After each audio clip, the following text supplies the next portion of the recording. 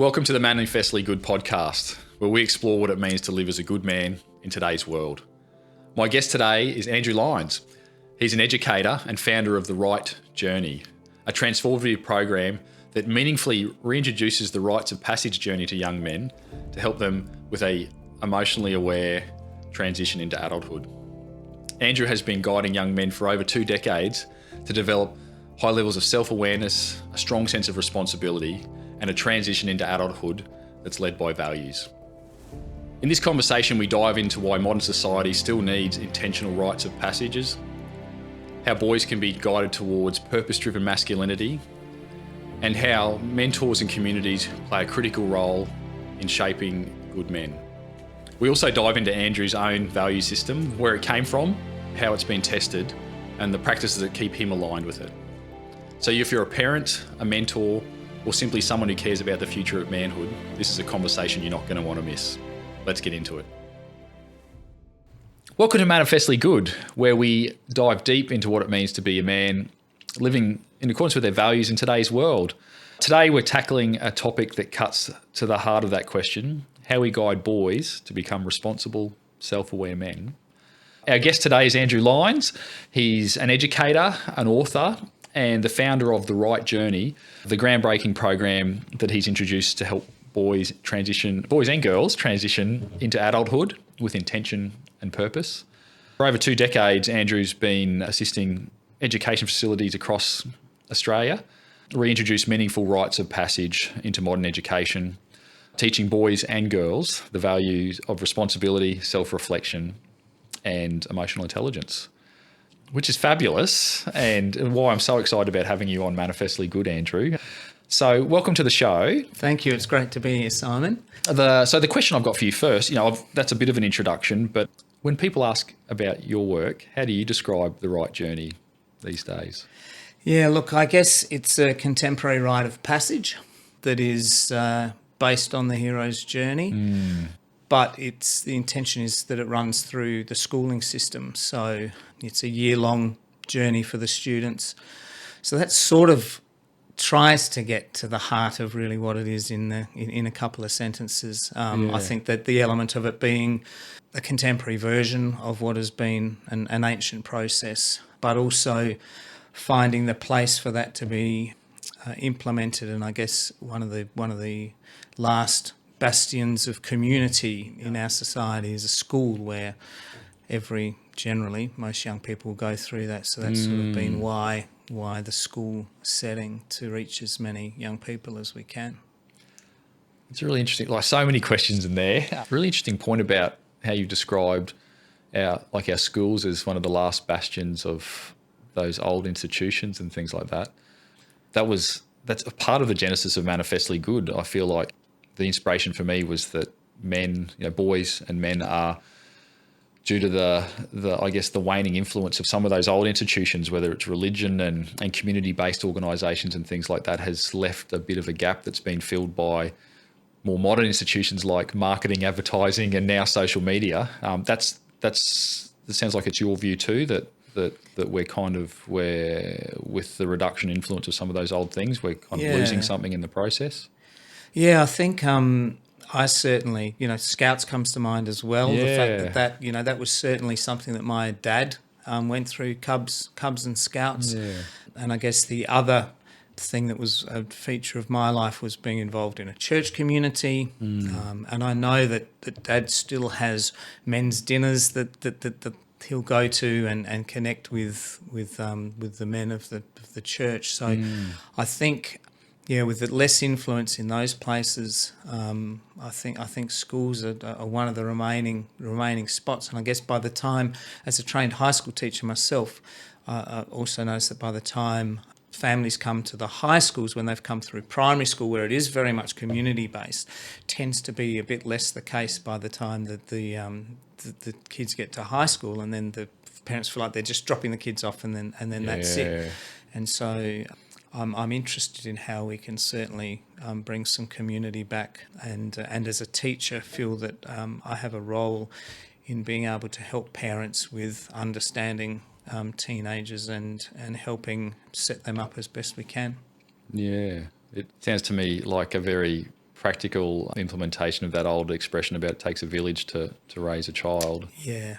And your work strikes me as a response to what we were just talking about, that dissipation of some of the old methods of community-based ways of setting values and raising our children the right way. And even neighbourhoods are different.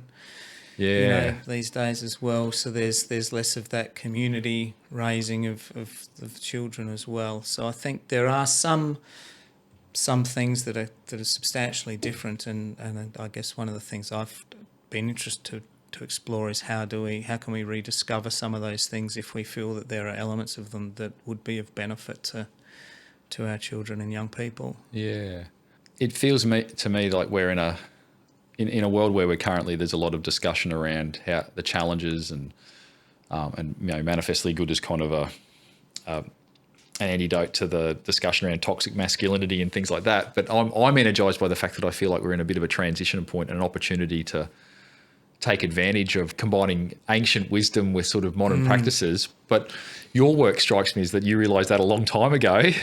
What was the first inspiration for the Rite Journey and your work? Was there a moment that kind of hit you as that we were really missing that? Yeah, I started teaching. I'd studied physical education, outdoor education, and English were my three areas. And I started, my first job was in a Lutheran school in the Adelaide Hills, and it was a fairly, middle class school, I guess. But I just noticed that some of the students, the boys, were being slightly inappropriate. There was some sexism, racism, homophobia, and I started thinking, who calls the kids out on these things? Yeah. And I thought maybe that's I need to be, calling them to account, I guess, in some ways. And that was floating around. And then at the same time, I was also reading Steve Biddulph's Manhood book. And he speaks in that about teachers playing a co-parenting role. Mm. And then I started wondering about how many, what were the situations with these boys and the presence of dads. And what I discovered was that quite a lot of them, dad wasn't around, or they were in a blended family and they didn't get along with a stepdad. And so I had a few particular boys come to mind now. And then I sort of just put all of that together and thought, look, maybe there's something we can do. Maybe I can have some conversations with them.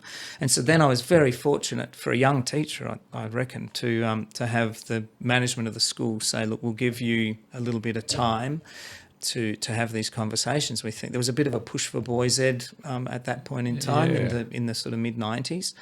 And so they very graciously gave me a term, 3 lessons a week for a term with each of the groups of boys. And how old were you at the time? I would have been 27. Or 28, wow. I think. And I sort of pieced together a curriculum of conversations, and at that point we'd started having, there was some material around which was starting to explore the concept of a man box and a set of expectations that boys must fulfill to be a man. So we could have some conversations around that and relationships and managing anger. And so we had a term-long little course, which was really just conversations, which the boys quite liked, and I felt like was relevant and making a difference. So that sort of was the birth of it. And that ran in that form for maybe six or 7 years until I sort of felt like, look, there's much more. I can't get enough in the term. I wonder if we could make it a year-long program. Yeah. And then the idea of rites of passage and the absence of rites of passage had sort of come to me as well. And that's when I thought, what could we do? I'm feeling there, we're having these conversations, which are really important, but missing this key ingredient of something which I feel like would really, solidify the process and deepen the process, I guess. And so that's where it was like, what would that look like if we looked at what a contemporary rite of passage process would be, and so that sort of came about a number of years later. And then it was only ever intended to be for that school, but we spoke at a conference and there was some interest from some other schools in what we were doing, so that's sort of then what led to it moving beyond that particular school. Wow. Yeah, just fascinating. So like I consider 27 to be very young to have, be able to observe and have that sort of insight. And what a fortunate set of boys to have you asking those questions of yourself around, these are the kind of standards I'm seeing are not the ones I'm willing to accept, and who's responsible for that. And I think you described the building blocks for it. Like Steve Biddulph and his work was a bit of a foundation of that. Was there other stuff that helped you develop that initial curriculum? I mean, there was the Richard. I came across Richard Raw's material, and that was fairly formative. But I guess if we go back further, so I grew up the son of a Baptist pastor, and so I had as I've mentioned earlier, a church community that was around me. And what I noticed was, I loved my dad, but he wasn't. Being a minister wasn't like the cool dad on the block. And so I think I started to think, who are the other men around me who I like the model of manhood that they're presenting? I'm sure it wasn't, that's not exactly what I was thinking. So this is during your adolescence? Yeah. And we'd moved to a particular church where there were no other kids my age, and that was at the age of 10. And so from 10 through to about 16, the only other people I sort of hung out with were almost the young married couples that were there. And they were very giving with their time and sort of took me under their wing. And so I had this group of young men and women who I really looked up to, and who were all slightly different to the model of a man that I'd seen in my home. Yeah. And for some of them were more sporty, or might have been more musical, or there was an entrepreneur as part of that group as well. So I had these different models of being a man. And then I also had teachers who I really admired as well. So I feel like I was very fortunate to have a good community of men around me, modelling different ways of being a man, and I feel like I sort of picked bits and pieces out of from those. And so I think that experience also was fairly influential in getting to 27 and perhaps realising that it was, that this is important, and that then the boys that I was teaching feeling like they didn't have a significant array of, intentional men around them, and that perhaps I could be a part of trying to make something a little bit more intentional for them.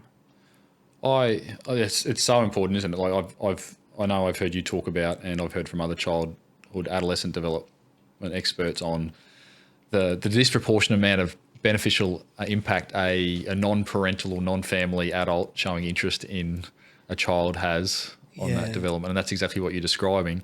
When I reflect on my years, I think I was also lucky to have that influence. Like I think probably many people in Australian communities do, but I took it for granted, Andrew. Yeah. And it's really interesting that what I'm hearing from you is that due to the nature of your family's movement and ending up in new communities, and your father's work as a pastor, and being in those, immediately being introduced into a community, you kind of had a little test case for moving around. That gave you I think it's still you, but it gave you the chance to observe how different that was to other places you've been. Wow, that's really interesting. Yeah, and some of that's just been retrospectively sort of, acknowledging that. But I do think, and back to when we started talking about the lack perhaps of these community groups, one question for me is, where are we finding those adults, and whether it's daughters or sons, the adults to bring into their lives. And so I think that's one thing, as parents we can do, is be quite intentional about connecting our own children with other, adults from our circle of friends and connections, and giving time for those relationships to build, and whether that's, going away on, camping trips with other families, or, intentionally having mentors or godparents.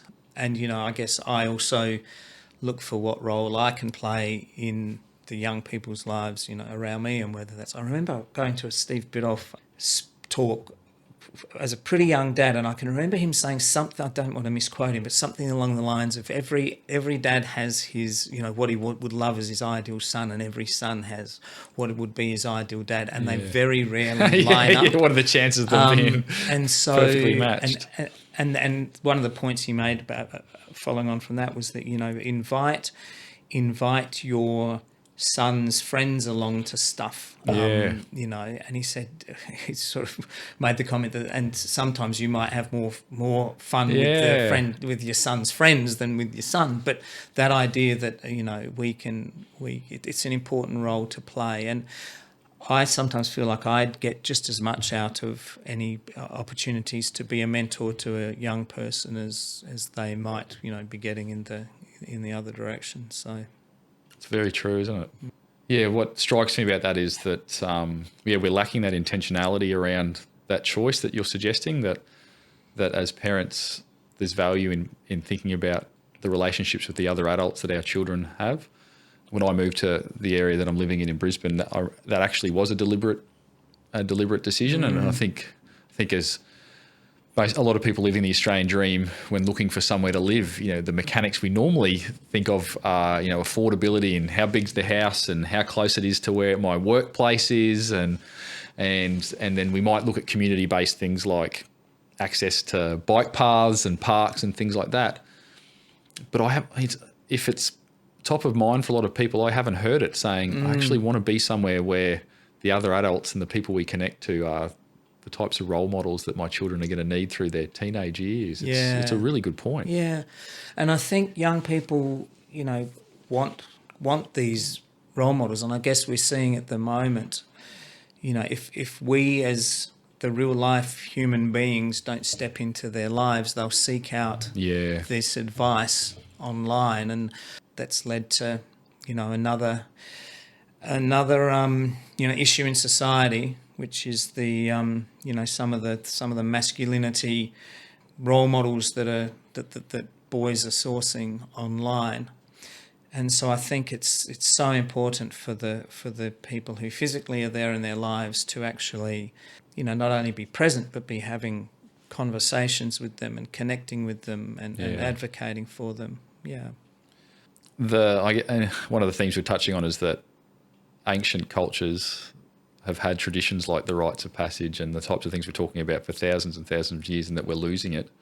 That particularly modern Western society seems to be losing a lot of that tradition. Do you think about the reasons why? Do you have a firm idea on why that seems to have been that drift over recent decades? I think it's largely what we've been speaking about is the breakdown of community, perhaps, and also even family. Families being different.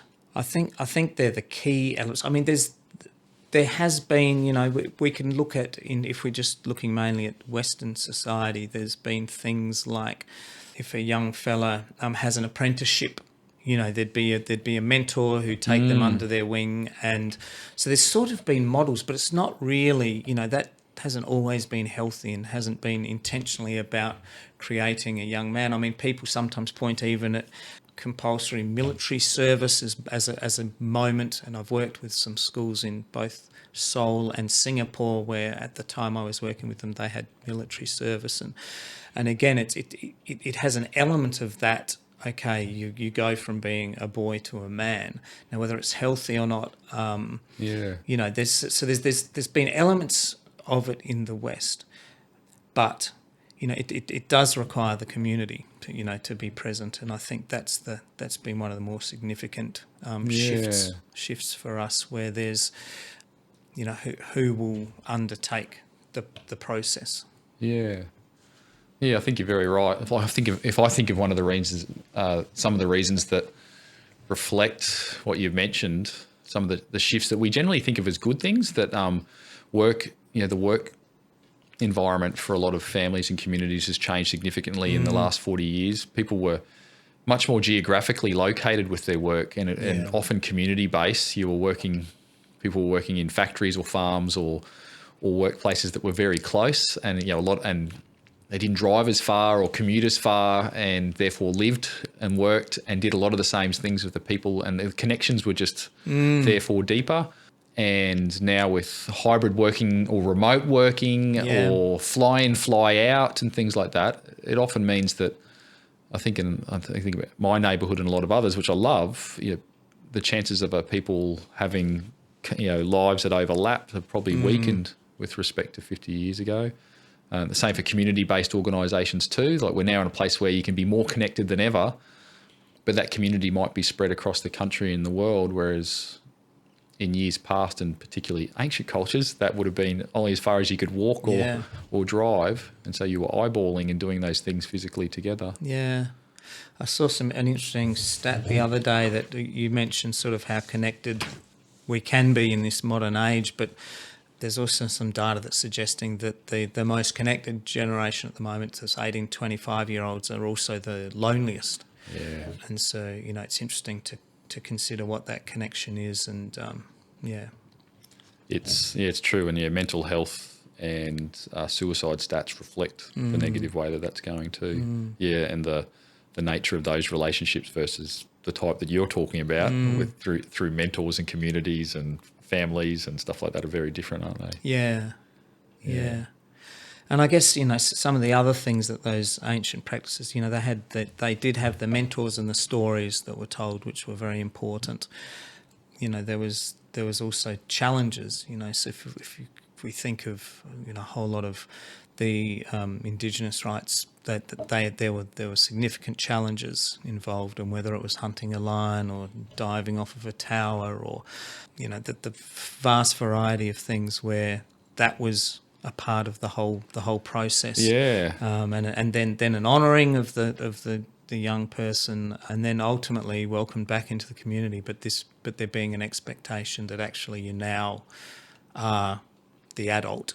And there's that expectation that you step up, and that's the role you'll fulfil. And so I guess it's been interesting across my journey to sort of be finding out about the variety of different rites, but also sort of the intentions that were behind them. And there's been Richard Raw has written fairly widely about the finding these 5 truths that sort of initiations wanted to get across to the initiates. And I think that's been interesting for me to consider how do these things play out in a contemporary society.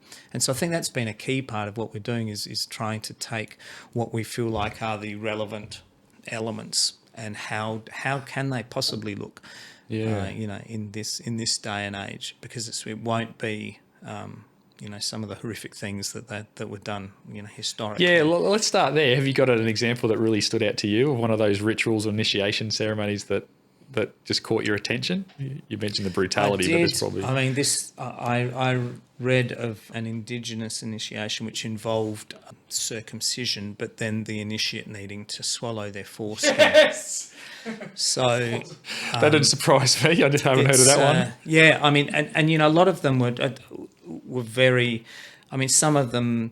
the bullet ants in South America, or the having your tooth knocked out or getting scarred, a whole lot of things that would have been very, genital mutilation. There's some horrific processes, but with a purpose. And I guess what was the purpose, and what would that look like in this day and age? And so I think that challenge idea is very important. That we mentioned the mentors and the honouring and the welcome, welcomes back into community. So again, when we go back to that community thing, a school is a great place where there is that community around the students. And it can also be done, as we've mentioned, the Scouts had a version of that going on. And I think some church environments, there were things like confirmation. The idea of a rite of passage, which is making a point of celebrating and observing these transition points. Birth is one that we've that's been done since ancient times, and we still generally will have something around that moment in modern society. And then there was a child to adult moment, and marriage. Marriage is still something that we do. And interestingly, a number of the Indigenous cultures had an adult to elder process where you then shifted, to another higher level in your society. And then, of course, death, the last rite. And that's still something which most of our Western cultures will have some kind of ceremony around death. So when I look at those sort of 5 moments, it's really the child to adult moment that we don't really do. Yes. And then the adult to elder, which is another question of, how do we do that? And I guess another interesting element to that is that females have a physical shift at the child to adult moment, and then another physical shift at the adult to elder moment. So there's no denying that they've crossed the threshold in a way, whereas for males there's not that distinct physical shift. And so that's we see as people have noted, if we don't provide these rites of passage, the young people tend to work out their own ways of proving that they're men, or trying to discover that they're men, and often they're dangerous and harmful. So. Yeah, that was my observation. I first had my thoughts around that when I was at university, and I realized my own journey was through adolescence at home was being a good kid and to an extent people pleaser and wanting to meet my parents' expectations, and not stepping outside of my comfort zone with the types of challenges and risks that I think are probably part of healthy part of the rites of passage and the Rite Journey. And therefore, when I went off to university in a different part of the country, I now can reflect on that I did a bunch of things that were pretty risky and were really about identity and that journey into adulthood. And I didn't recognise at the time, but I can reflect on I was essentially rebelling against the identity of my father, and what I'm hearing from you, and I totally agree, is that that's what the rites of passage journey is largely about. It's about being able to demonstrate individual responsibility and capacity and independence, and therefore developing healthily that identity that you are a contributing member of the community. Yeah, and you're right. And so my observation was I saw my friends and peers and things like that doing different versions of that either got that out of their system when they were at high school, and there's consequences there too, or they were doing it at university or older, and cars and drugs and all those sorts of things were involved. If left to own devices, there's a natural need for men to go through that identity process, and it can be there can be significant consequences to it. Yeah, it's often risky things that they'll choose. And I mean, it's fascinating that if it's not provided, that we've got schoolies, which happens, which is effectively it's a rite of passage, but it wasn't the elders who said we've got a great idea, this is what you should do. It's the initiates doing their best to come up with something that they feel is about being grown up. And I guess a question I'll sometimes ask a group of adults if I'm working with them is when did you feel like you became a man or a woman? Isn't when that was a great that moment? question?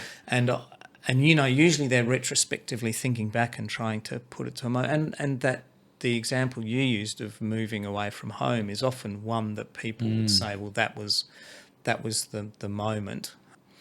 And of course, here in Australia, we have less of that than perhaps in the UK or the US, where often young people are leaving home at the end of school. Really, they'll go and study elsewhere, like you did, away from home, and then that's a bit of a fast track. I mean, we've got the issue here in Australia where that we've got people well into their mid-20s who are still living and older, with their parents, and that complicates things significantly when you're looking at maturing people from children into young adults. And we talk a little bit about the fact that at 18 we give every Australian adult all of the legal freedoms that we have to give, and yet the job that we've done of getting them up to speed to be ready to take on those freedoms with responsibility is very different. So the concept that in this day and age, an 18-year-old is a very different 18-year-old to how it might have been 100 years ago.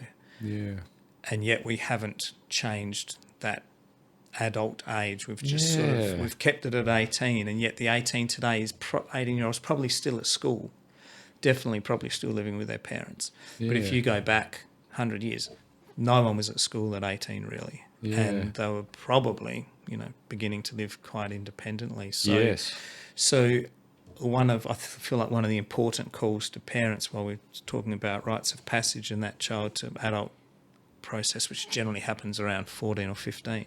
There's also that time of when you say, well, now you're 18, you really need to step up into adulthood now. And I don't feel like we do that terribly well either. And I think that's another key, transition point that I think we could leverage a little bit more successfully than we are at the moment. I have the feeling you, in fact, I think I know you have some suggestions around that too. I know you've practically done that with your family as well. Leaving off some of the things I know you see as pillars of the rites of passage, like rituals and ceremony and things like that. Do you have any suggestions for how some people might approach that journey, that 18 into adulthood? Yeah, I mean, we sort of came up with the idea of I guess, scaffolding in a way, scaffolding responsibility, because I think we've tried to look at what the end point is. So we're suggesting in our family that when you're 18, you're an adult, and we're thinking, well, what capacities should an adult have, and what qualities would we hope they have? And so sort of we've tried to work back from that. And so, there's a list of things for an 18-year-old to be, have self-efficacy and autonomy and things. It's like, well, they need to be able to probably make meals. They need to be able to wash their clothes and bed linen. They need to be able to make their bed. They need to be. So we sort of used birthdays as graduation points. So slot in each of those things so that in our family, when our kids turned 9, it's like, happy birthday, love, you're 9, and now you're going to make your school lunches. That's the responsibility that you need to take on from when you're 9. And when they're 11, it's actually you're going to wash your own clothes and bed linen. And so we've built in across, pretty much you can do that from 2 all the way through, so that by the time our kids have got to 18, we're like, well, they're going to be they've got the capacities that we think are important for an adult. So there's that element of building that in. And then when they actually turn 18, we have a ceremony that we call the release ceremony, which is an opportunity to, honour them and say what a wonderful thing it is that they're now adults, but acknowledge that one of the things we need to do as parents is actually to step back a bit with our parenting and allow them to step into that adult space. And so we sort of, in a way, we say, look, what you'll notice is we're going to back off with telling you what we think you should do. Now, there'll be some things where we will still do that, and partly that's because you're choosing to live in our house. So, we have rules and ways that things operate, under our roof. But as far as, who you date, or whether you even get up and go to school or uni, or what car you drive, all those things you need to make those decisions yourself now, and we won't force them on you. We love you and we'll always have an opinion, so we'd love it if you came and asked us. But until you ask us, that's your stuff to deal with and grapple with. And I feel like I want the kids to learn from their choices rather than us blocking the learning. And it's something that, we even see at a younger age, where there's been some interesting data that's come around about mental health it's pretty recent. And what it's picked up on is the fact that kids, in the last 30 years, kids not having what we would call roaming range stuff. So kids not being able to just wander around pretty independently has actually had a significant effect on the mental health as they get older. Yeah. And the academic phrase, I think, is independent mobility.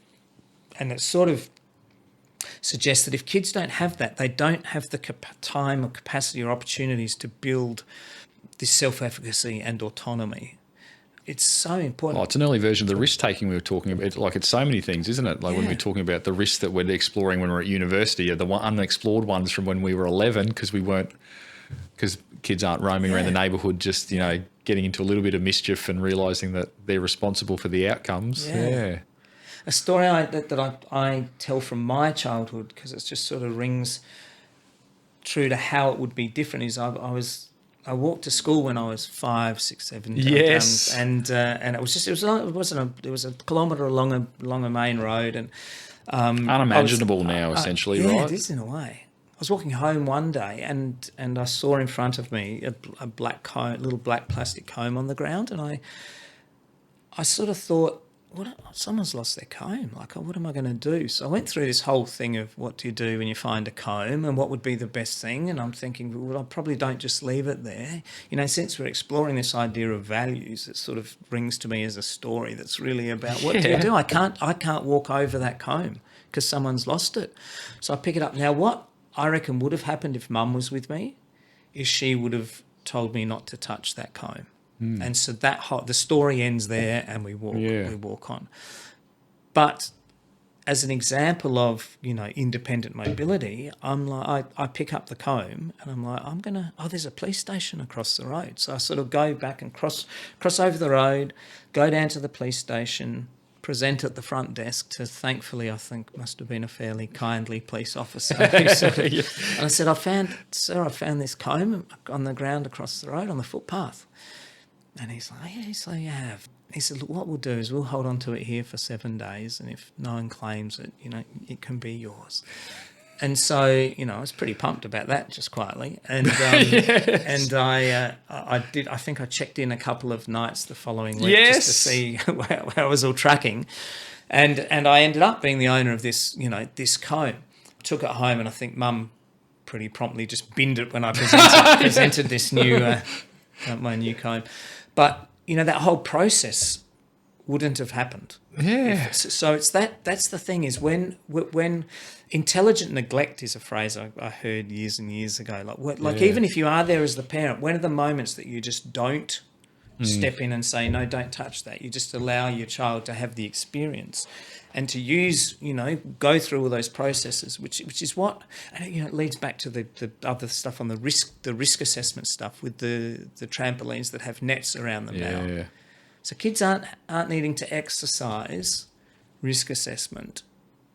And so when are they going to do? When's that going to happen? When are they going to start that? And we call that the small stake. How do we give kids these small stakes experiences when they're little, so that and then they grow, and the stakes become a bit bigger. But if they don't have the small stakes experiences, and the first time they're experiencing these things is at 22, how we could have done better just helping build those capacities. So that's that leading up then towards allowing all those building blocks to happen, which are just so important and foundational. Yeah.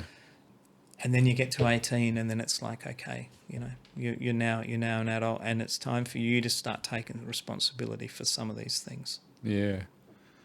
There's so many threads I want to pull on, Andrew, and if we, I think where you started, my immediate reaction is guilt when I think about your fabulous scaffolding system for the age of 2 to 18 with your children.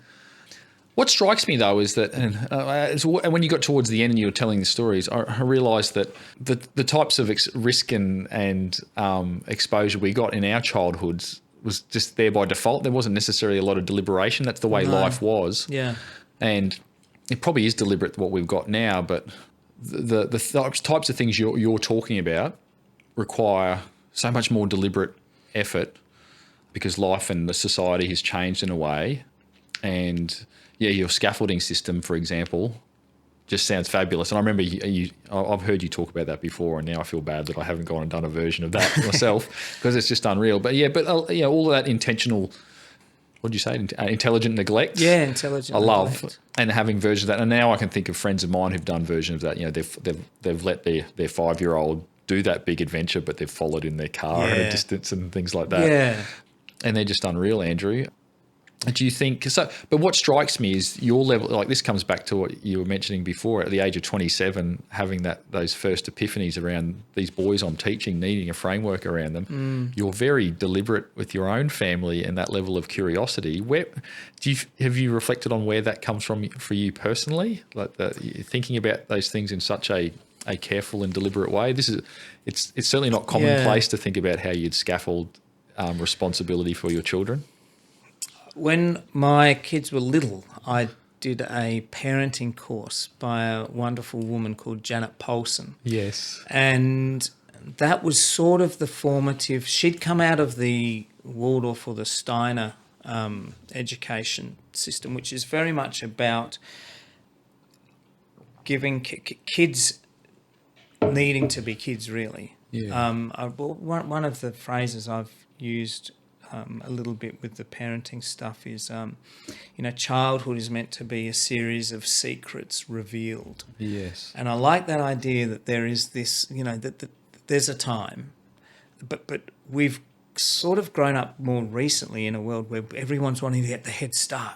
We're wanting to give them, we're wanting to get them tutoring at this age for this, or get them going on a musical instrument at this age because then they'll be, and some of the stuff I've looked at is a bit counter that idea, and it's like kids need to be children, and so this process I went through with Janet, that the course very much was around that and being intentional with that. And even I can remember her even saying, we have a tendency when a kid asks, how does an engine work at the age of 4, and going into all the details of the engine and trying to explain the whole system.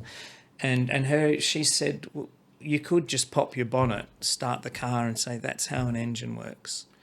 And I think the wonder goes a bit earlier nowadays, and, kids... I guess the imagination, that's probably the other thing. And I know that there's a talk by Ken Robinson about, killing creativity. But I think, we can, I think growing up in a digital age, there's the imagination is taken away from that. And another example of that was, you can show your kid the Disney version of, a fairy tale, or you can read them the fairy tale, and they've got to create all of that in their own minds. And so there were a few things that sort of, I guess, got me thinking and weren't mainstream parenting stuff. And I think that's probably was almost the birthplace of doing that with the kids. And some of the stuff for that idea of scaffolding has only been more recent for me. So I've got kids in their late 20s. They wouldn't have had some of that in the very early days, but I think certainly by the time they were 18, you had versions of and I think responsibility. I can remember the older ones probably by the time they were maybe 11, which I can remember one of them needing to. It was the first time they were expected to wash their clothes at the age of 11, and we presented them with their birthday present of a clothes hamper, that particular child actually learned a valuable lesson. They'd also got an iPod Shuffle for their 11th birthday, and they learned within about the first 3 weeks that iPod Shuffle doesn't last a full wash cycle. No! And so, there are those moments, and I think that's one of the things that we love our kids and we don't want to see them suffer. Yeah. But sometimes in those hardships, that's where the really significant lessons are. And I think, I believe parents with their best intentions are doing some of this stuff, which is rescuing them from things. But, I think that idea of what are the kids need to experience this, and, but when do they experience rejection? If we're going in and fighting against the teachers for, getting them, even out of this class and into another class because they don't like that kid, or, there's a whole lot of moments where I think there are learning opportunities, and I feel like modern day parenting, sometimes it's whatever those phrases are, we know them, helicopter parenting or snowplow parenting. The kids aren't needing to grapple against those things, but they're going to have to grapple against it at some stage. They're going to get rejected, they're going to not get a job, or have a partner break up with them, or all of these things are going to happen in life. And I feel like we miss the opportunities when our kids are little, and we can guide them through these and be there with them and say, this is really tough. This isn't this. I can see this is really terrible. But, how can we shift that a bit so that we can help them, guide them, not guard them is one of the phrases that we use. Yeah, I couldn't agree more. A word you used a moment ago was suffering. We don't want to allow our kids to suffer. And I'm curious about whether that was very deliberate, because I agree. I think parents go to the point of not wanting their kids to experience pain, and that difference between pain and suffering. And what I think I'm hearing in a lot of your work and what you're trying to put in front of our kids in a healthy way is how they can develop the muscle that allows them to turn suffering into something like suffering is what we do as our response to pain. And if someone's removing the suffering component all the time, you're not developing a good muscle in terms of how you emotionally control around that. Yeah. Is that how you're thinking I about mean, it? one of the buzzwords at the moment is resilience. Like I did a big survey a number of years ago and asked a few thousand parents with the idea of thinking about what qualities you feel like are going to serve your 18-year-old adult child. And resilience well is into the right at future. the top And of the list, resilience was isn't top. it? Yeah. And, it's something that, I will often say at a parent presentation, I find that strange that would be top, because I don't see a lot of parents doing much that's about helping, resilience build in their kids, because to build resilience, obviously, you need to have challenge, you need to have risk, Yeah. you need to have failure, you need to have a whole lot of things. So you're seeing a disparity between Yeah. this desire and the actual behaviour of Yeah. what the environment that parents are creating Yes. for their children. And I think that's very fair. When Richard Rohr looked at these 5 truths of initiation, one of them is life is difficult. That's what they were teaching the initiates, one of the key things. And it's something that we want, through our Rite Journey program, for the kids to just have an understanding that that's the case. Life is hard, pretty crappy stuff's going to happen every month of your life for the rest of your life. That's what's going to happen. Yeah. And an acceptance of that is in a way important. And if you're living out of a mindset, we talk about these shifts from child psychology to adult psychology, and around that one is this shift from just expecting life to be easy and then getting very annoyed when it's not. Yeah. It's just like, well, life is hard. That's the adult psychology for that one. And and if you accept that, and then you understand things will happen and you learn to manage them, and do that, then resilience can start to be built. But if you're really just all about life's meant to be easy, and so in a way, what are those things where you see your kid just struggle a bit, and it can be very hard to not step in, because it's probably going to be slower if they do it themselves. It's probably going to be untidier if they do it themselves. It mightn't taste as nice if they bake it themselves. But the learning that's going on in all of those moments, and that's, those opportunities where if you're watching your child struggle with something, how can you not step straight in? We've got an article I often reference is by an American educator called Tim Elmore, and he says we risk too little, we rescue too early, we rave about them too easily, and we reward them too frequently. But that rescue too early, I reckon that's key for young people in this day and age. I see it in schools as well, where kids don't learn to build the muscle to overcome frustration and struggle. And I think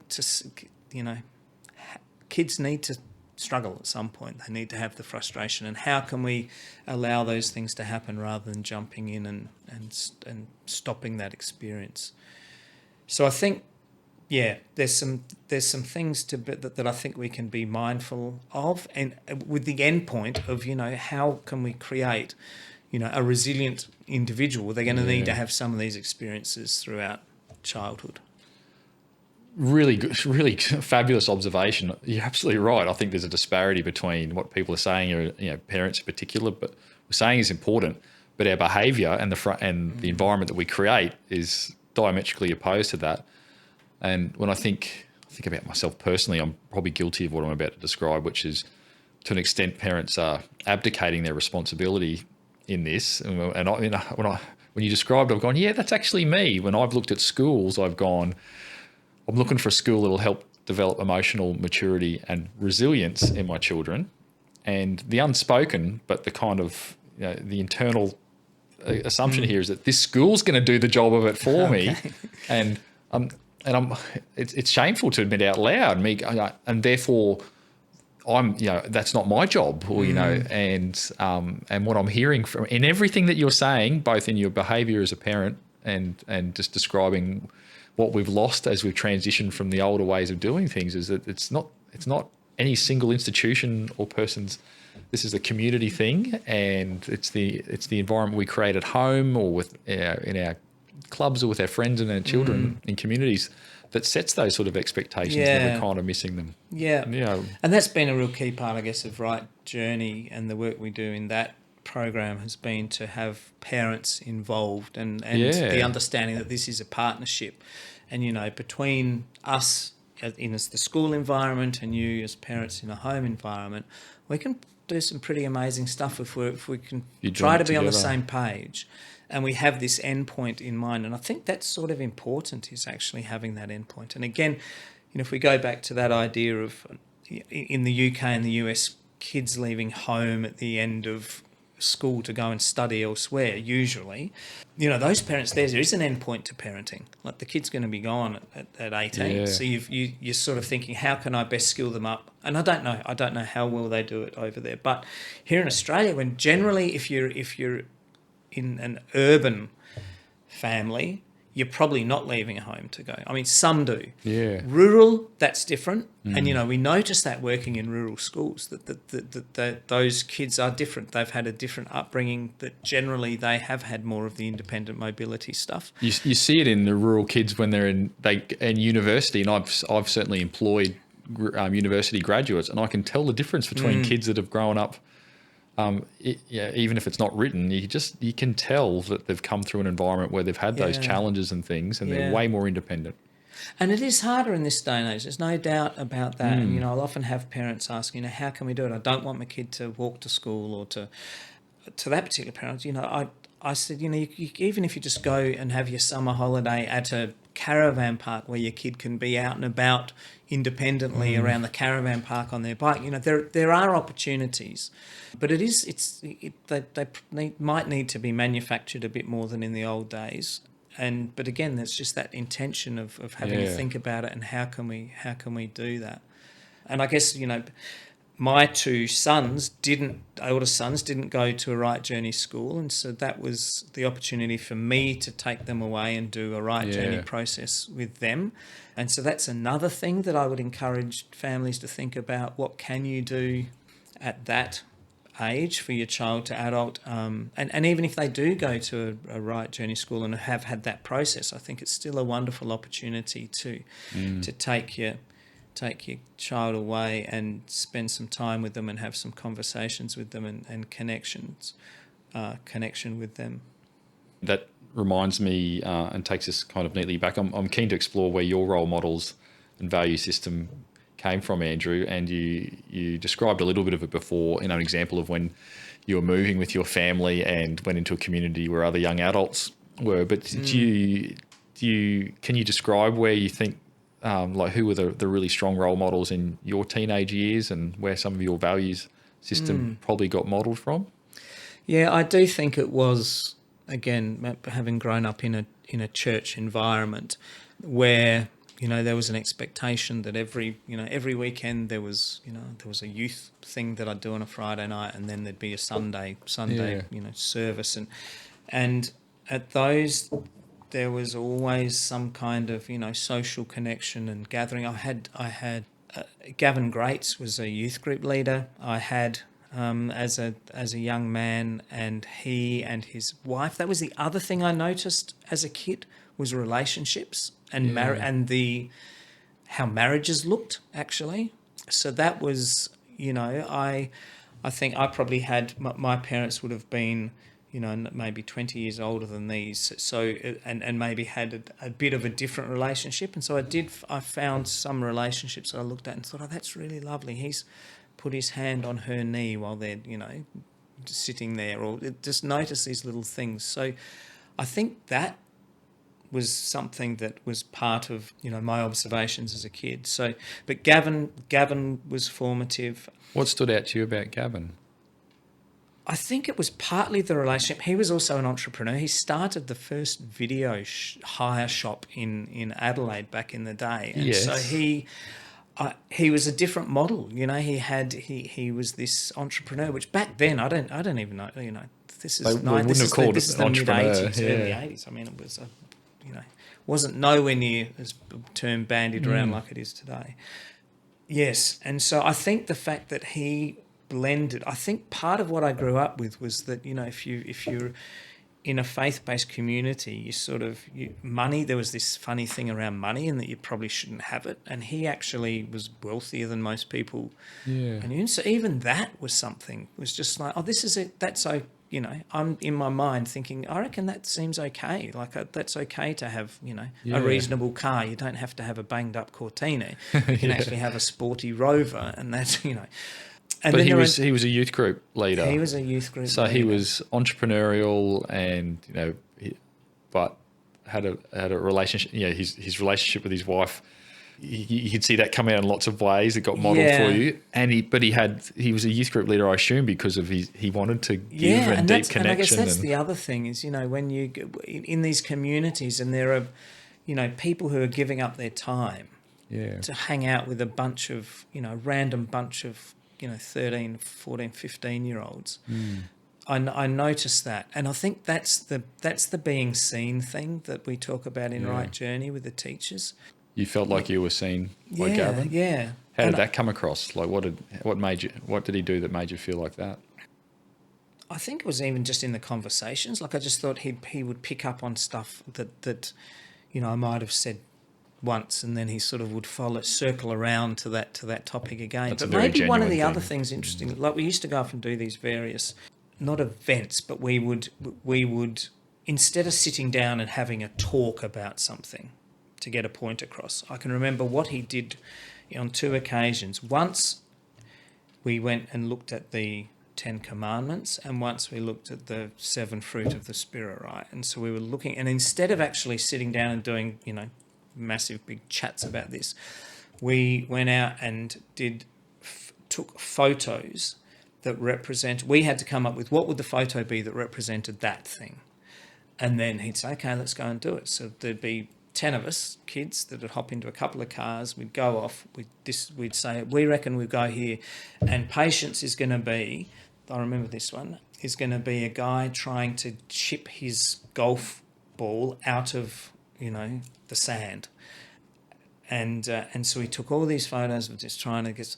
And, we'd have these incidental conversations around it, but there was a practical thing we were doing. And I'm actually just thinking of this now, that's such a key part of what we do in Rite Journey. We talk about having a heartbeat in your lesson. And having a heartbeat in your lesson often is something practical. It's how do you keep the kids alive? Yeah. And it's not just sitting them in a chair for 50 minutes and lecturing them. And so I think for me, that was an example of that. Like, he's thinking, this is to get this point across, there's another way I can do this. And if we get out and about and we're having, we can have fun as well, but the lesson's still there. And that lesson, we also talk about the pedagogy of surprise, so anticipation and intrigue being a key part of Rite Journey in the classroom. And I only saw something fairly recently, which was some research that had been done, which said that helps you learn. The stuff that's out of the box is the stuff you remember. And here I am telling you, 40 years later, these stories, which have stuck with me for 40 years because we actually went off and did something for that. Whereas if he had just sat down and lectured us on it, I probably wouldn't be here recounting that story. So, I think, there were some things about Gavin, and I lost a bit of contact with him, and I've made a vow. One of the things we do in our Rite Journey training is get the teachers, when we're training them on the first day, to consider who was the most positively influential adult in their life outside of family when they were about 14. And then the challenge is that night to try and track them down and say thank you for playing that role. And so over the years, I've wanted to practice what I preach. So I've tried to track down all of these people that come to mind for me at that age. And Gavin, I happened to get to thank, just sort of stumbled across him at a particular event. And I'm so glad I did, because he passed away just a year or two after that meeting. But I feel like I did get the chance to let him know that, he had a significant impact on who I am as a man. Yeah, it makes me emotional hearing that story too. It doesn't surprise me why it sticks with you for all these years, Andrew. And Gavin wouldn't have had the benefit of research or anything like that triggered him to do that sort of thing. No. And you felt like, I can see why you and the other kids in that group would feel valued and connected by him when he does that sort of stuff. It's that we have a process at the end of Rite Journey based on a hero's journey, and the final moment is the homecoming. of the 7 stages. And part of that is a gratitude ceremony, and it gives the kids the opportunity to say to their teacher and to their parents or carers and to the mentor that they've had for the year some gratitude. And when it got to the end, the first year, I can remember wondering what my boys would say to me as gratitude, the students, and I sort of thought they'll probably say, thanks for helping me learn a bit about being a man or something, Mr. Lyons. But the thing that struck me was how many of them said something like, thank you for listening to me. Yeah. Or the thing about being seen. And it's been a task we've done more recently in trainings. We have a level 2 training now for experienced Rite Journey teachers. And we do get them to reflect on specifically teachers that had an impact on them and what it was about them. And when we go around and ask them, what was it about that teacher? It's never, they knew their maths. It is generally something about being seen. Almost. It's so powerful. And it's what we can do as adults. And it's also validating, who they are. And I mean, another element of the work we've done is around brain, the brain research stuff. And we've worked with an amazing fella out of New Zealand called Nathan Wallace, who says, that the validation stuff is just key to learning. He gives the example of if a kid's feeling, if their brain is inflamed from some situation that's caused the stem to fire up, that because that's elevated, every other part of the brain has fallen. And so when a kid's in a moment of anxiety, that's not the time to start lecturing them on what they should be doing. And so again, he's just validation, and it's just such a key part to working with human beings, really. But I was thinking that too. I don't think it's restricted to adolescence that being seen and valued it's often at the heart of any challenges in any relationship if you don't feel like those things are happening. What struck me was in your stories just then, and you reinforced the importance of how you feel. That whole, I don't often remember what people say, but you remember how they made you feel. And Gavin was responsible for making you feel a bunch of things that you still feel today. I think brings us neatly to some other core elements of the Rite Journey around ritual and ceremony. Would you mind sort of explaining why they're such an important part of the process? Yeah. So I guess, as I mentioned, when we started for the first number of years, it was just the conversations that were a part of it. And then I guess I felt like I was, the head stuff was happening, but I really wanted the heart stuff and the soul stuff to happen. And I think, how do you create feeling? And, I guess, and again, having grown up in a church environment, I have an understanding of how some of that stuff sort of works. And thought, whilst it's a little bit left field, and it really was when we started, like it was a bit, if we were going into a new school in the very early 2000s and there was this rite of passage thing happening, parents were freaking out. But you'd be hard pressed to find a parenting book into this day that doesn't talk about a rite of passage as being an integral part of a kid growing up. Has that made your job easier, or it has? It has. Or do you feel less unique because it's been? Well, I don't mind the uniqueness. I mean, I just want every kid to go through a rite of passage. It doesn't need to be Rite Journey. There's other possibilities, and I encourage parents to do things themselves, or you can source providers that will take. You can go for a 4-day weekend and go through a process. And even as an adult, that there are opportunities. If as an adult you feel like you've missed that moment, there's some wonderful.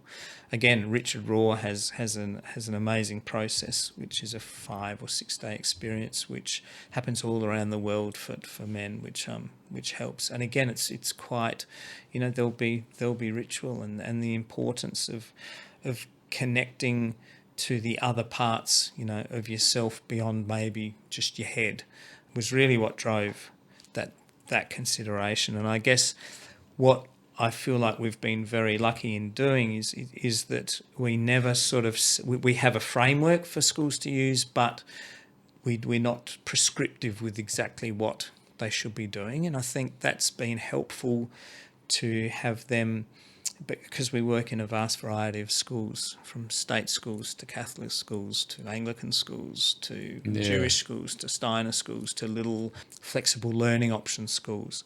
And really, it's how can we support them to create a process which is going to make sense to, you know, the people who are delivering it and the students that they're doing it with. And so, you know, that can look very different in all those those schools. And while there'll be some particular elements that are going to probably be similar across them all, it's so amazing to, and now that we're in, you know, a couple of hundred schools, we get to see a vast variety of ways that schools will offer these various 7 stages. And I love, you know, the things that I would have never thought of, you know, and that's, I guess, what we've noticed is there are passionate teachers in all these schools who are just wanting the best outcomes for their students, and, you know, are really about how can we do this, you know. And so we do love the opportunity to sort of work with the teachers and help them consider what they might, you know, create. So there's, you know, and as I mentioned, we involve parents as well at the start of the year and the end of the year. That's important as well.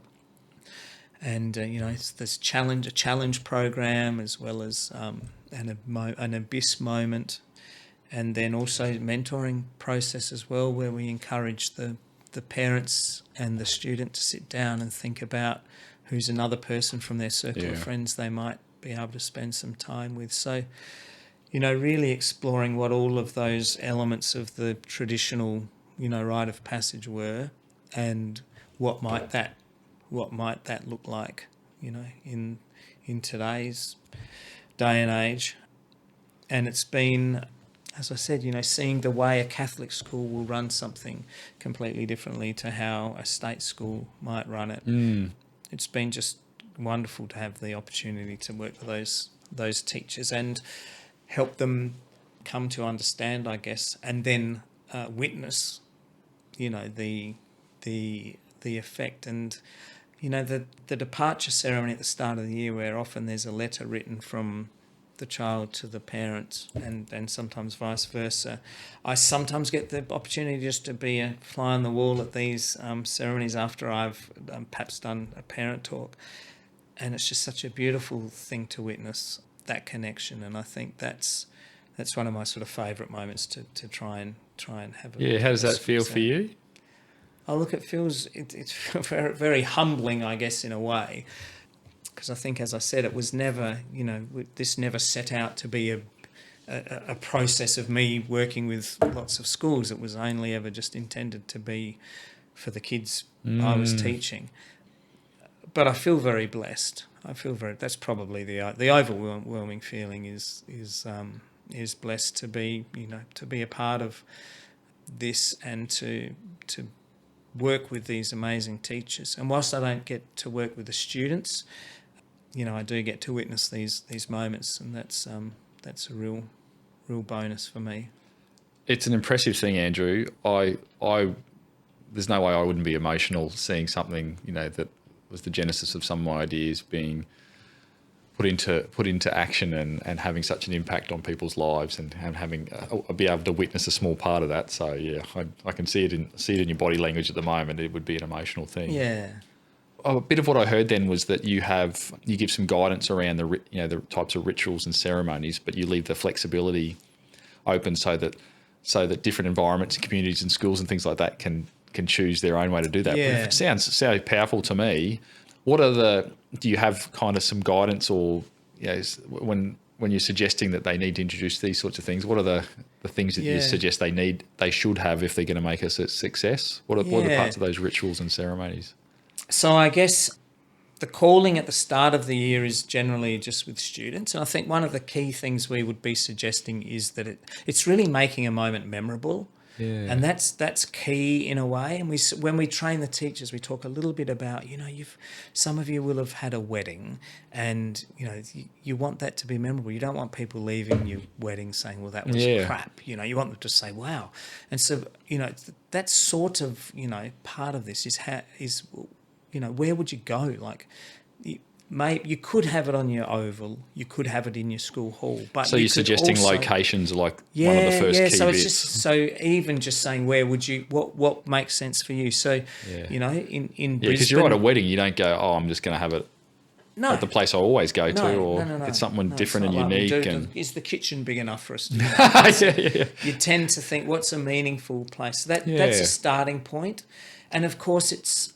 That's problematic because it means you're going to have to bus kids probably somewhere. And that's the other thing is, look, maybe it's worth a bit of money, spent for hiring 3 buses or whatever you need. But often it might be a high point, at a particular area. So in Brisbane, Mount Cootha, Adelaide, Mount Lofty. I was working with a group of at-risk kids in inner Sydney, and their calling ceremony they did on the Sydney Harbour bridge climb. So they all climbed to the top of the bridge and did their calling there. That's a memorable moment, and I guess that's what we're hoping these kids would all stick with them for a bit, And so that's part of the process.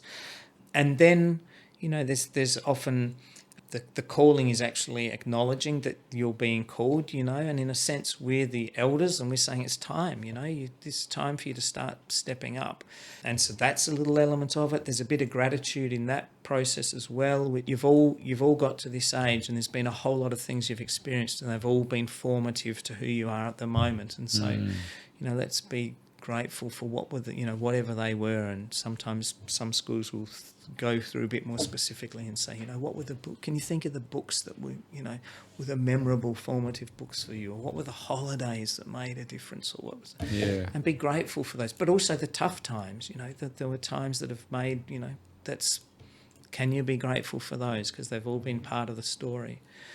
And then there's another moment where typically we'd suggest schools get the kids to think about what are the childish behaviours you reckon you do that don't serve you well as an adult. And often there's a symbolic moment where there'll be something burned or thrown or that's got that thing written on it. And that's starting to get them just thinking about, there's some stuff you got to let go of that's not helpful.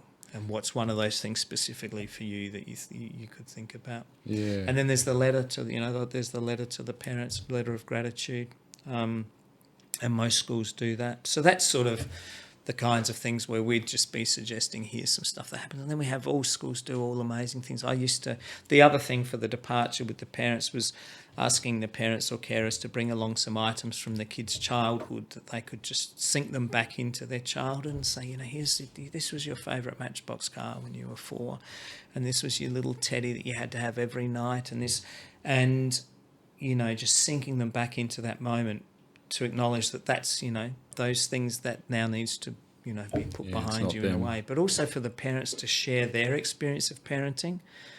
That's sort of key as well, is just to shift the relationship ever so slightly and have the parents say, hey, this was actually one of the toughest days I remember with you was, or, there was this embarrassing moment when we'd taken you to a wedding and, but even the parents then shifting into just being willing to share a little bit of that journey is just starting to trigger a bit of a shift in the relationship, which, in a way sort of starts to then, we mentioned about the 18-year-old moment as well, the release, then that goes another step at the 18. So they're all ideas that I guess we give to the schools, and then it's up to them as to whether they want to implement that stuff or not. Yeah, it sounds like fabulous guidance and a good framework.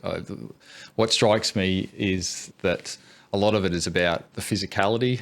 It's about, you mentioned environment and then some type of doing something to reinforce, it's getting out of a lecture theatre or just giving people the logic, giving our boys the logic of a situation.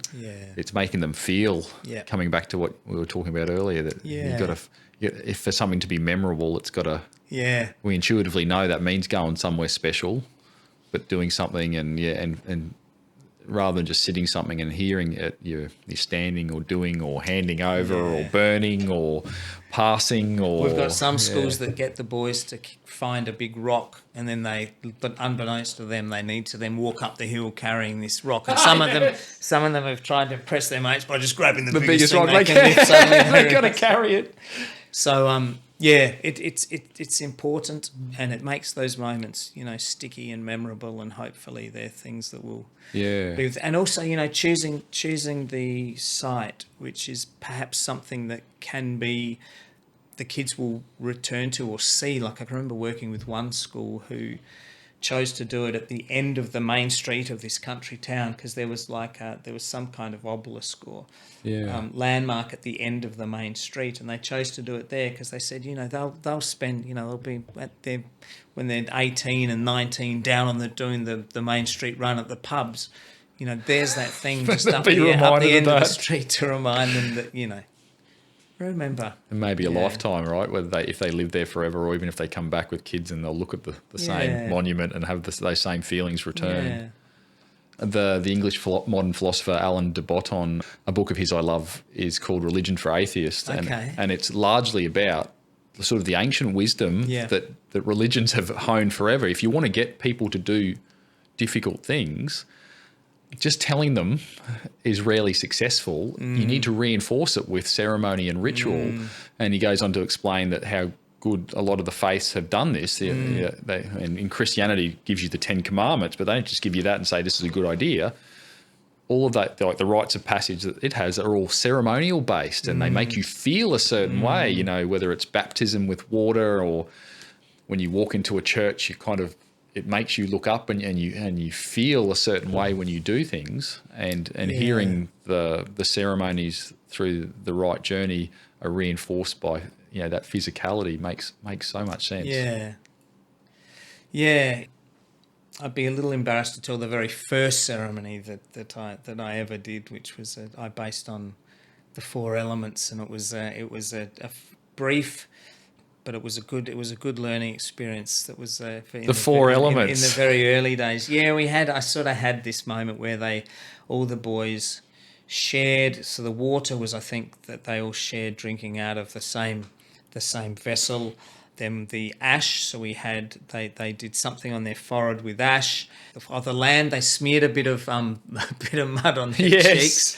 And then the wind, I used their voice as the wind, and they did this big yell at the end. Well, this all sounds memorable. It was a good learning experience. Sorry, I was just going to say the idea of the car accident as a rite of passage. Yes. Yeah, tell me more. Because I had one at I think a lot of guys end up having, a car accident at some point. Yeah. Which is that thing about sort of one of the other 5 elements, 5 truths is you're going to die, like the mortality thing. And it's interesting because the Stoics have that as a significant part of their process as well. Like they have these practices where it's like, you imagine everyone you love dying. Like that's the meditation.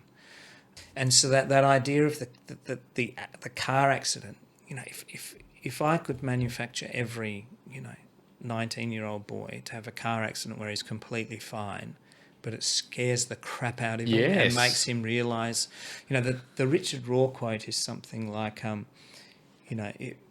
for generations, that these cultures would initiate their boys because they knew that if they weren't introduced to the mysteries, they'd almost always abuse their power, basically.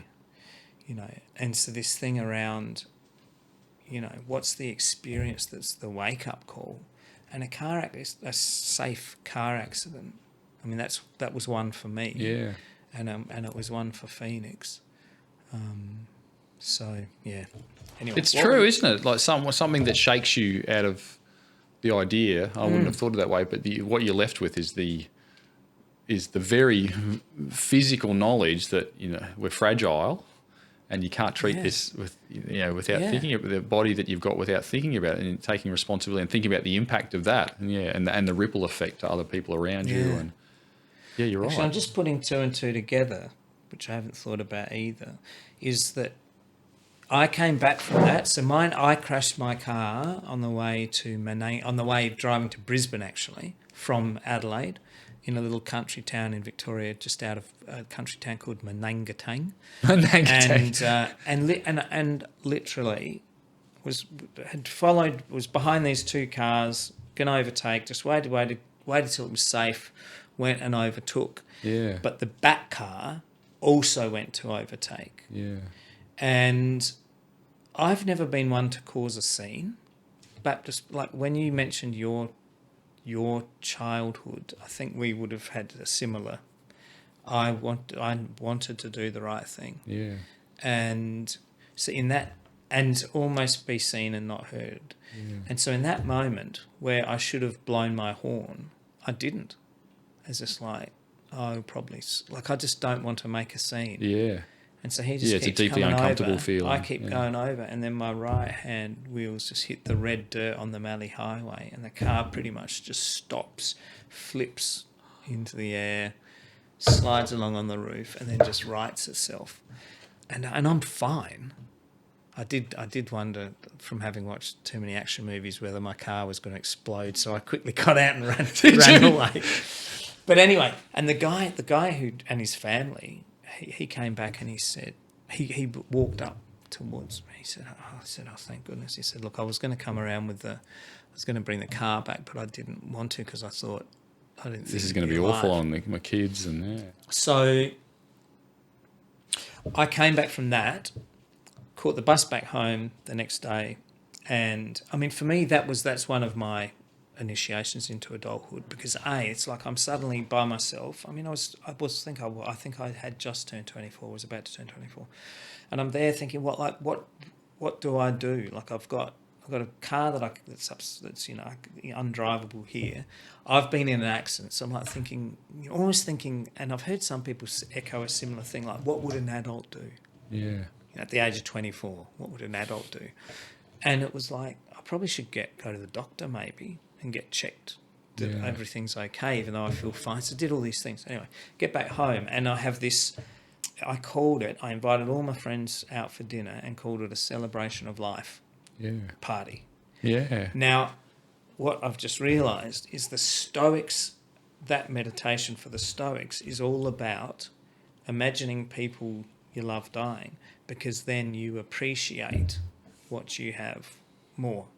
So for me, you're saying you're doing that in both ways, right? You're inviting your friends to go, what would life be like if I wasn't here? And for you, I mean, I hadn't thought about it like that, but yeah, and for you as well. In a way, for me, it's like, thank God I'm alive, and thank God you're all the people in my life. That was sort of what it was. Whether you're conscious about it, that's the feeling you're left with, right? Like, if you're not here, I feel something, and it feels awful. So hence I celebrate. Yeah. So it's a link to that Stoicism stuff that I had never thought about before. But yes, it's an example of I called the article initiation by accident. Yeah. And it literally is, by accident. Yeah. Both ways, So yeah, and that's the kind of the theme I'm hearing, Andrew, is that like this stuff will happen to a degree. Eventually you'll have to graduate to adulthood eventually.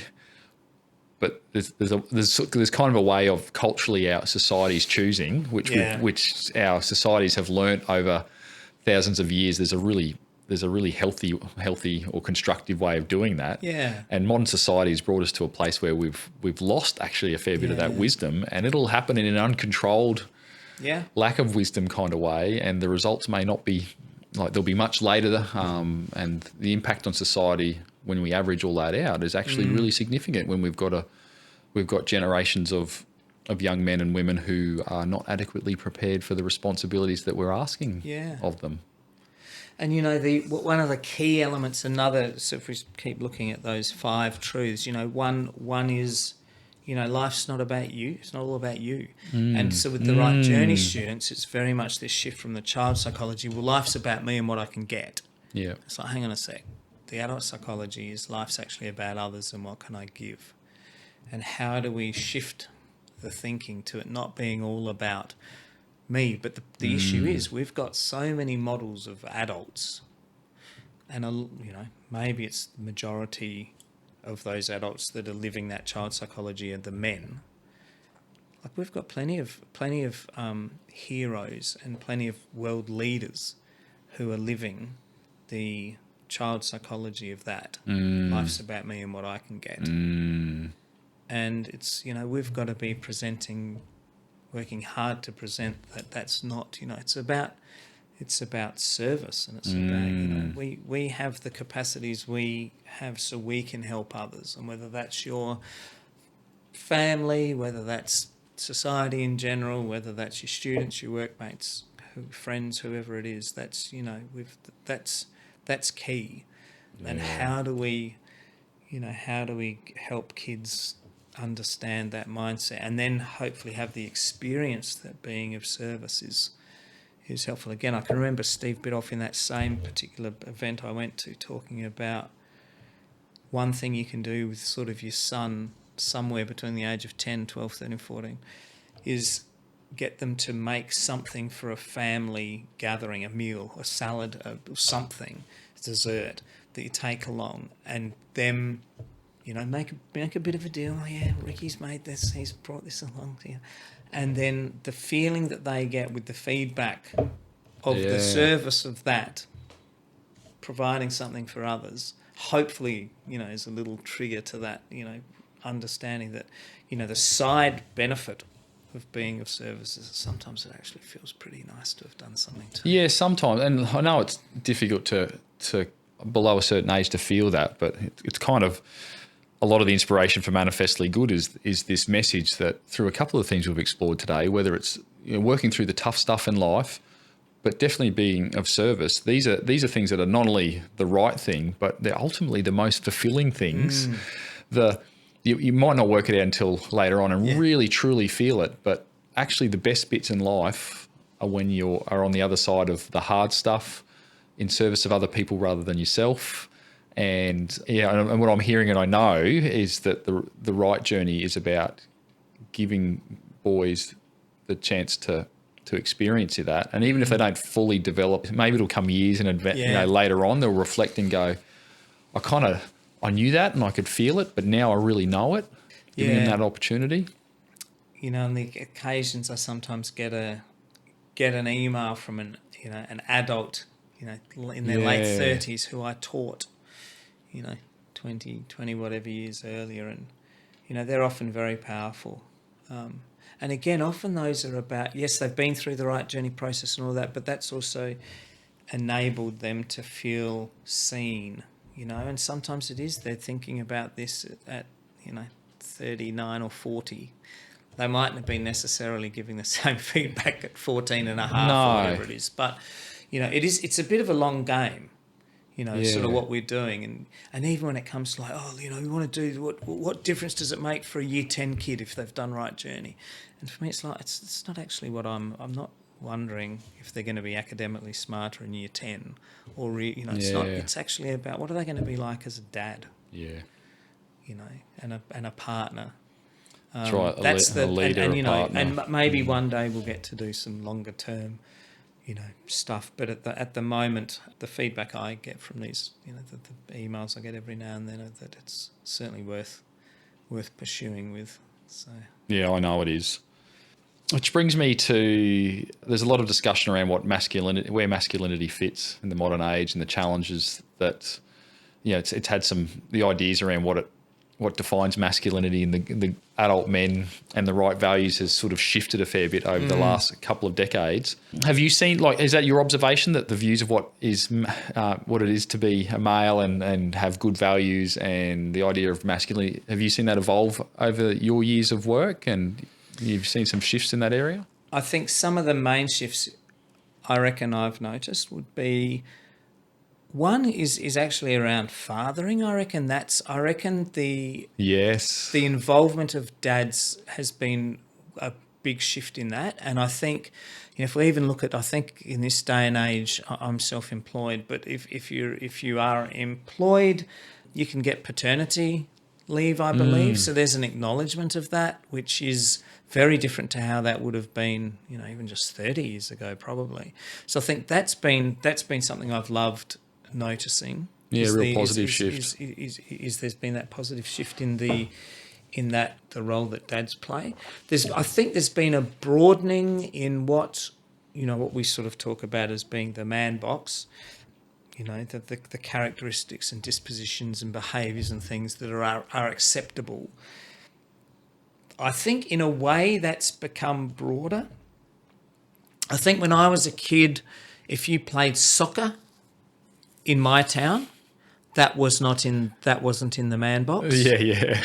Whereas I feel like that's become. I think there's been some shifts, which is helpful, and I mean I hope the next shift is, which it seems we're on the cusp of, is the importance of vulnerability. Yeah.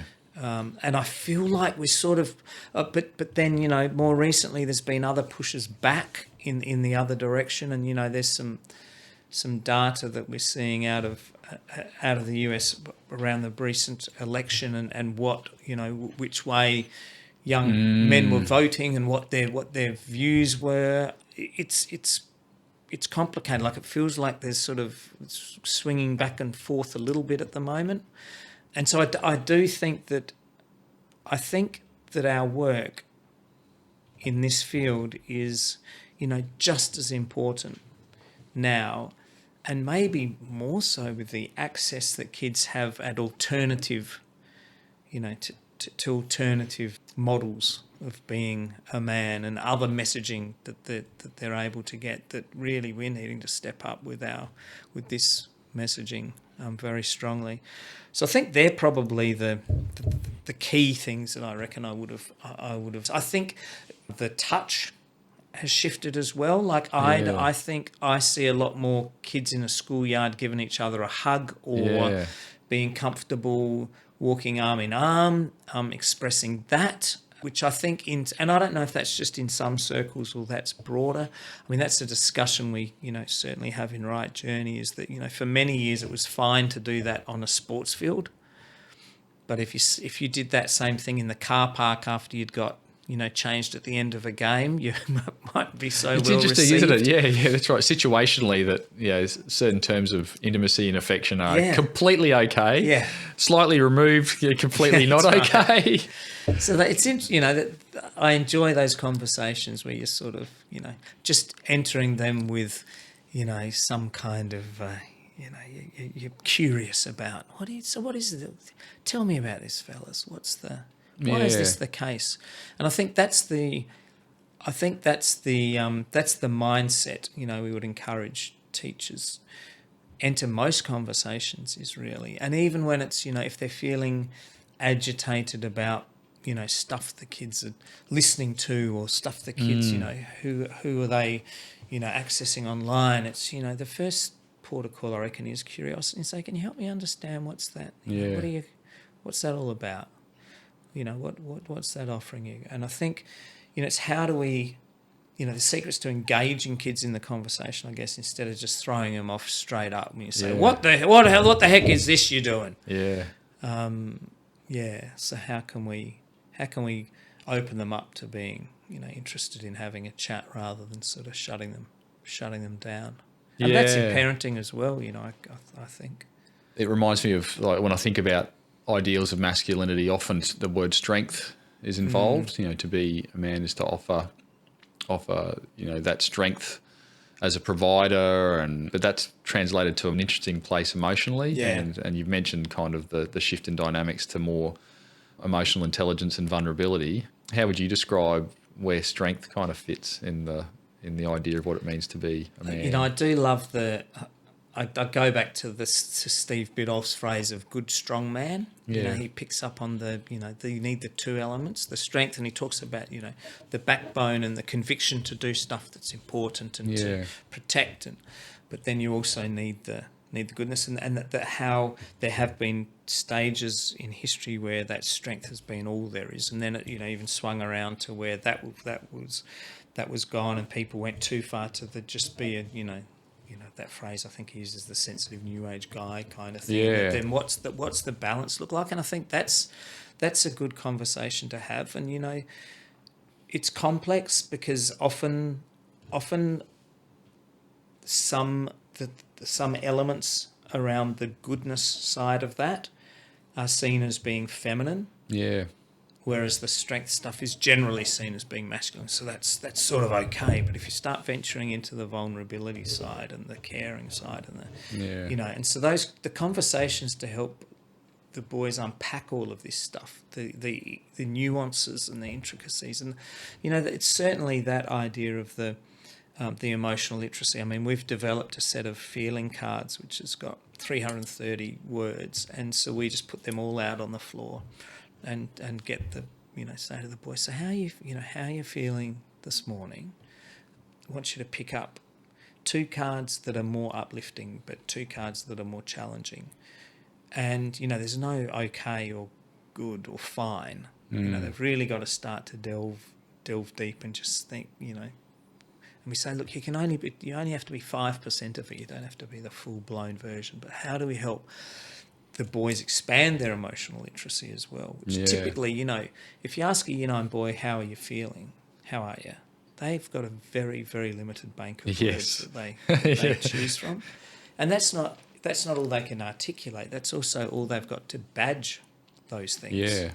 And so how do we help them start to understand that there's that there are nuances of this, and then we move into looking at things like the iceberg of anger, and the fact that anger often is what the expression is, but understanding what is below that, because anger's the manifestation of another feeling. Like, it's not that there's other things. So how do we help boys start to delve below the surface and build that muscle as well? So there's expansion of vocabulary is super important, isn't it?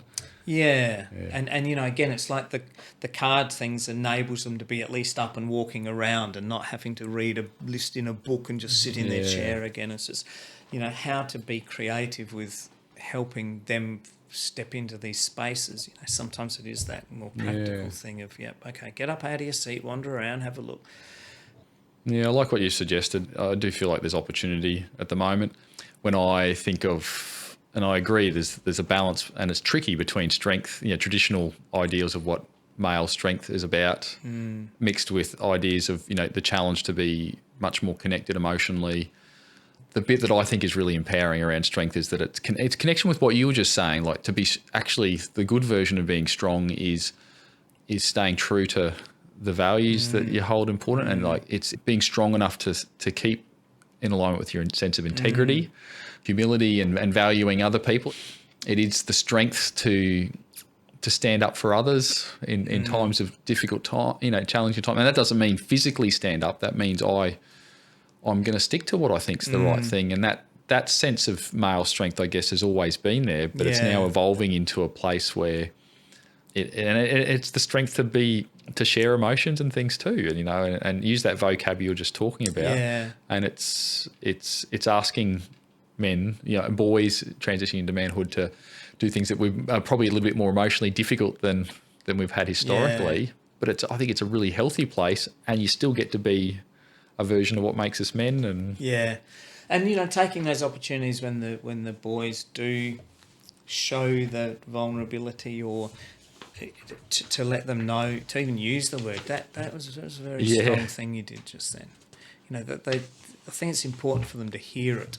And we do some activities where there are elements where there is a level of vulnerability, and sometimes there'll be just it'll be the whole group, and one kid will be the kid who'll step out by themselves, and you think, he's been willing to own that about himself and I'm just like, that is that is such a strong thing you have done there.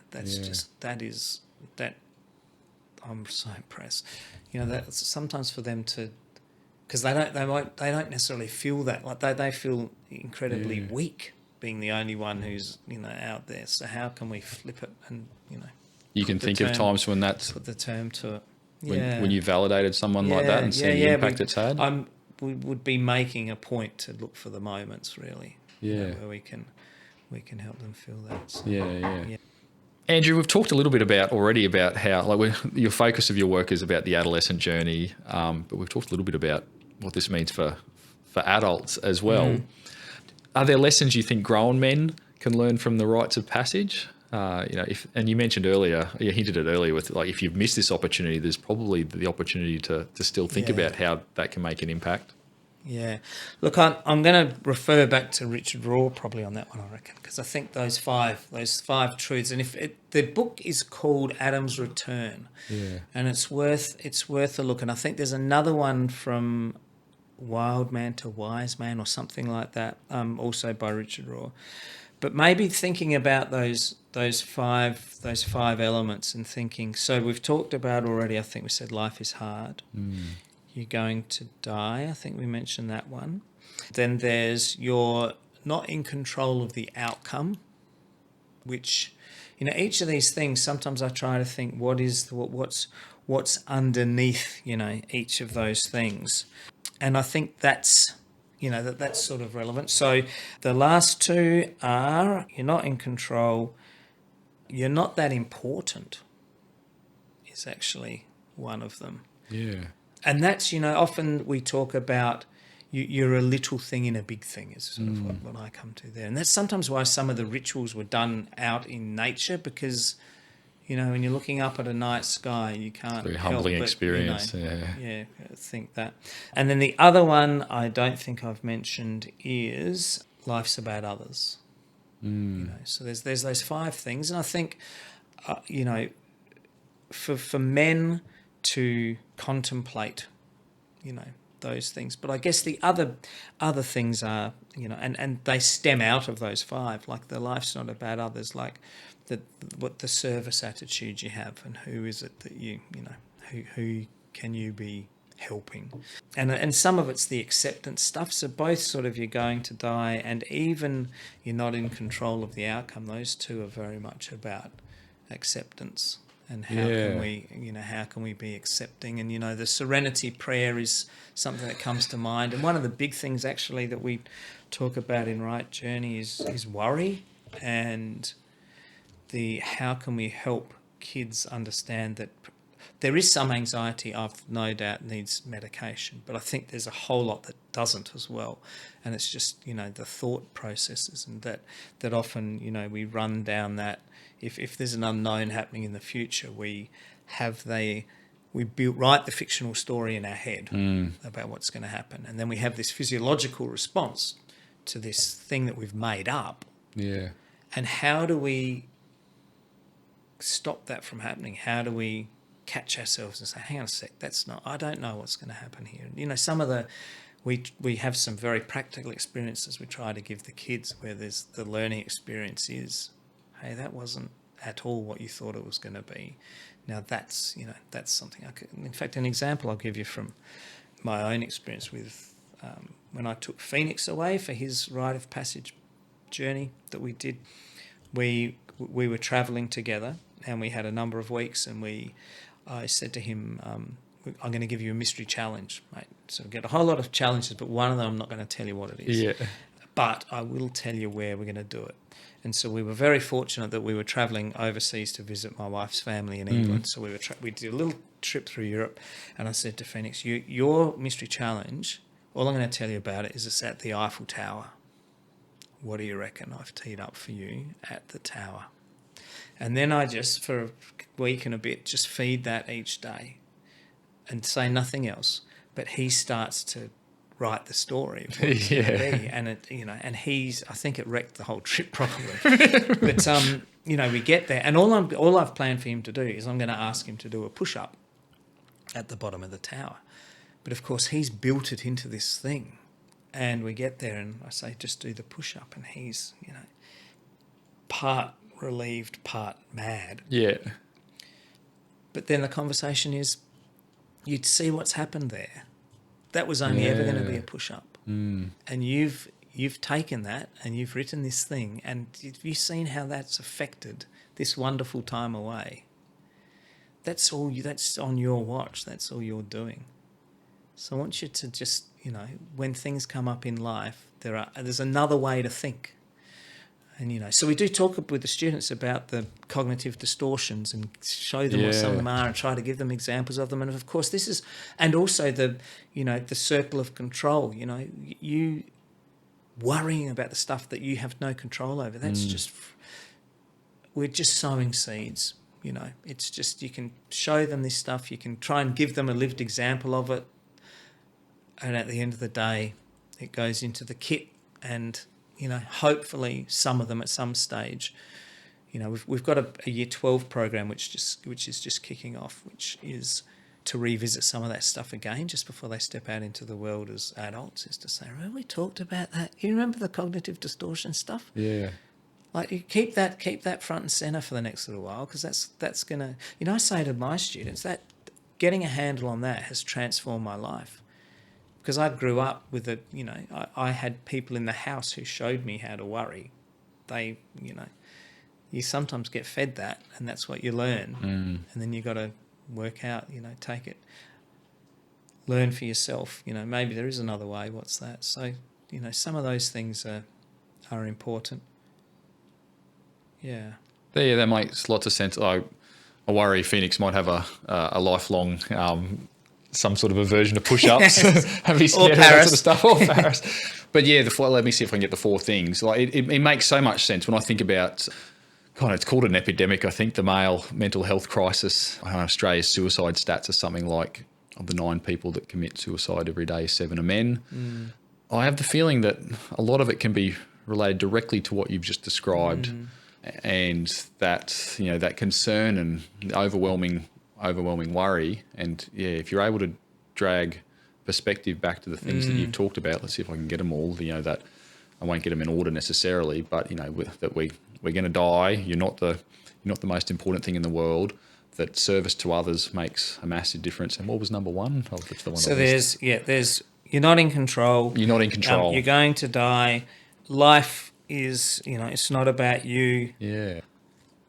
You're not that important, and life is hard. Yeah, which all sound like terrible things when you say them out loud. They do, but the point is, I'm hearing your point is, it's that when you get perspective on those things, that allows you to come to a much better place of peace. Yes. And acceptance, and it is therefore a natural antidote to the kind of the overwhelming mental health challenges that a lot of men are experiencing compared to prior generations. Yeah. Where we didn't think we could control everything, and we didn't feel like we were the centre of the universe. Yeah.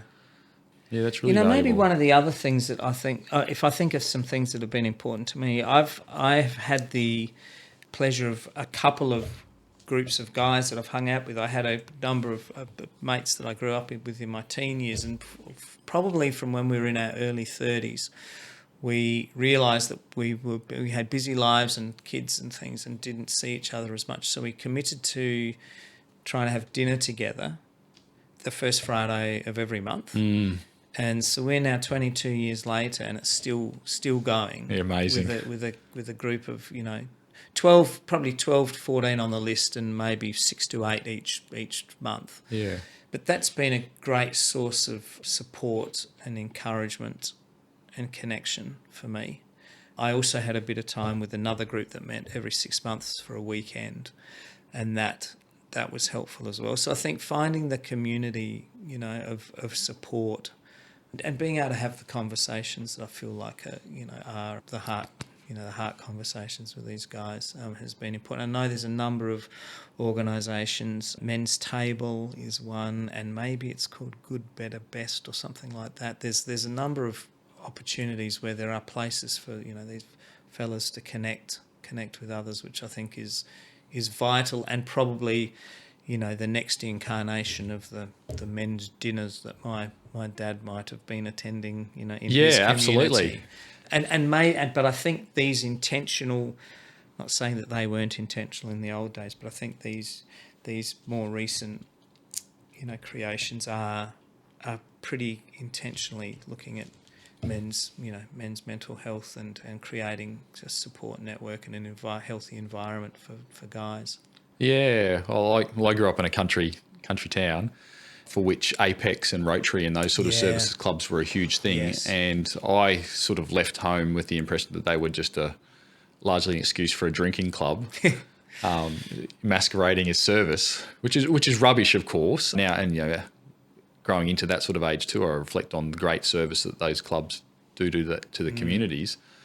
But it took me until much longer to realise that they were everything that we've just described too, right? And it hits the pillars you were just talking about. It is about connection and that support, but it's about something that's bigger than you. It's about service. It's about doing hard things, and the resilience and connection and all the good things that come from that.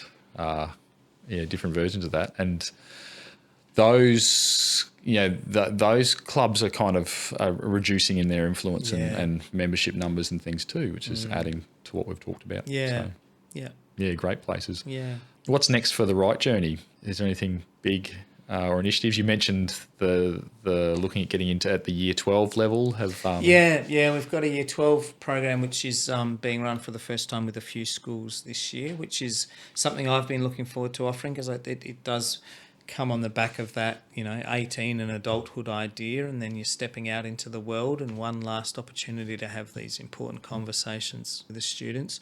So that's looking forward to seeing how that goes. We're also exploring doing the parenting plan, we call it, which is that scaffolding idea, and doing a little bit more with that, as well as looking at working with schools to look at how they would put that into the school setting. So for instance, in year 2 we expect you to do this, but in year 3 we expect you to do that. And part of that is to try and get to the parents so that we can get them on the same page. I had an interesting conversation with a principal of a primary school who was noting that when COVID came along and the kids could only be dropped off at the gate, they very capably could carry their own bags and hang them on the hook at the front of the classroom. And it's like, they're capable, And then, of course, when that stopped and it was back to the normal things, the parents were back carrying their bags and putting them on the hook. And so for me, it's how do we shift that? Like, how do we help people realise that this is all possible? And so what are those little graduation points you could have through primary school and even into high school, and then what are the because those responsibilities, and then there's maybe a freedom, like, and now you can go to the far side of the oval because you're in grade 4. So building that, and the anticipation of freedoms that also match some responsibilities. So they're the things that sort of are on the horizon for us, as well as looking perhaps at how we can help the schools that we don't necessarily work with around things like relational teaching, which is a really important movement in education. And we're seeing some data come through as well at the moment, which is suggesting how it's relational teaching, and this is especially for boys, makes a massive difference. And how can we help teachers, in non-Rite Journey schools experience how that might look? Would you mind expanding what you mean by relational teaching? Yes, I guess it's like connecting with the students, and that a phrase from years ago, which I think might have been Ian Lillico, was boys learn teachers, not subjects. And so we sort of have known that there's been this thing floating around that's quite important, that if you're connecting the academic stuff will be stronger if there's the connection there. And what's the connection look like? Another phrase from a guy called Brad Johnson, he said, love what you teach, but love who you teach more. And so, there are ways that we can, we're hoping to run workshops anyway that will give schools that maybe we don't typically work with just an opportunity to experience a little bit of that, and hopefully make a difference for the boys, because then they'll be more engaged in the class, and then hopefully academic outcomes will also improve. So I love the sound of it. So workshops for the schools that you typically don't do a big Rite Journey program with, so they've got an entry point that's a bit lower, but gives them the benefits of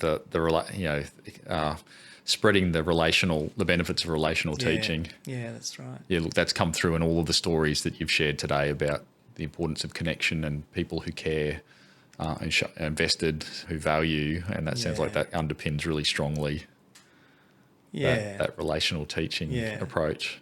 And I had some wonderful models of it when I was at school, so who I'm very grateful to as well. Yeah, I hope everyone can think of, I know I certainly can, when I think about my best teachers, versions of what you shared. They were often very intelligent, but they were the ones that cared the most, and I felt a connection with, and when I felt like I was progressing and winning, that was reflected in them as well. Yeah. And I felt really valued. And the flip is the teachers I struggled with the most were the ones that I didn't experience that with. So that sounds fabulous. Sounds like you've got a bit of a bottomless pit of things you could be expanding into. Look, I do enjoy the creative side of my work. I've got to get better at finishing the things off. Yeah. Get beyond three quarters done. So yeah. Yeah, well, it's inspiring work, Andrew. Which makes me wonder, what's the biggest lesson you've learnt through this journey about boys, men, or even yourself? Yeah, I think it's the power of vulnerability.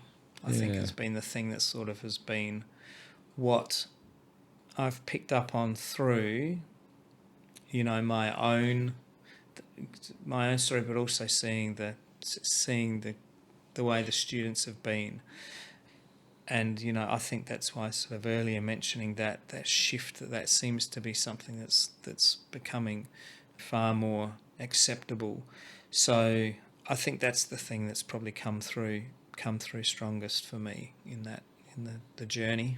Yeah, I'm curious, vulnerability means lots of things, but what specifically for you, what does that mean?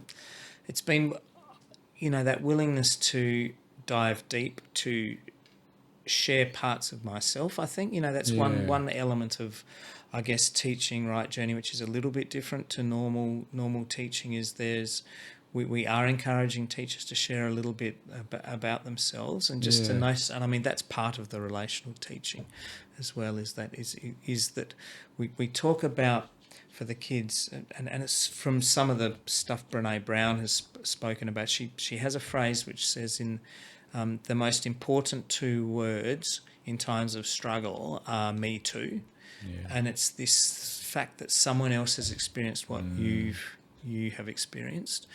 And so what I've sort of learned is that those moments, saying something not vulnerable, like I support the crows, having a Me Too moment with someone around that's sort of cute, but it's not terribly deep necessarily. Yeah. Whereas, if you say, look, I've gone through a really tough time and, there's been a separation that's happened, and if someone else goes Me Too with that, then there's a connection there, which is far deeper and more bonding. And, that those being willing to dive there and then have the connection that comes out of that. Yeah. And that's been through my work with, the men's groups that I've talked about, but also then with the students and noticing how they respond to someone being real, and then their willingness to go there. Yeah. And then hence, at the end of the year, having them say thank you for listening to me, because, it doesn't happen very much. Yeah. Yeah. It feels like there's been an avalanche of, in a positive way, of discussion around vulnerability off the back, it seems, largely of Brené Brown's success, her books and her TED Talks and things like that.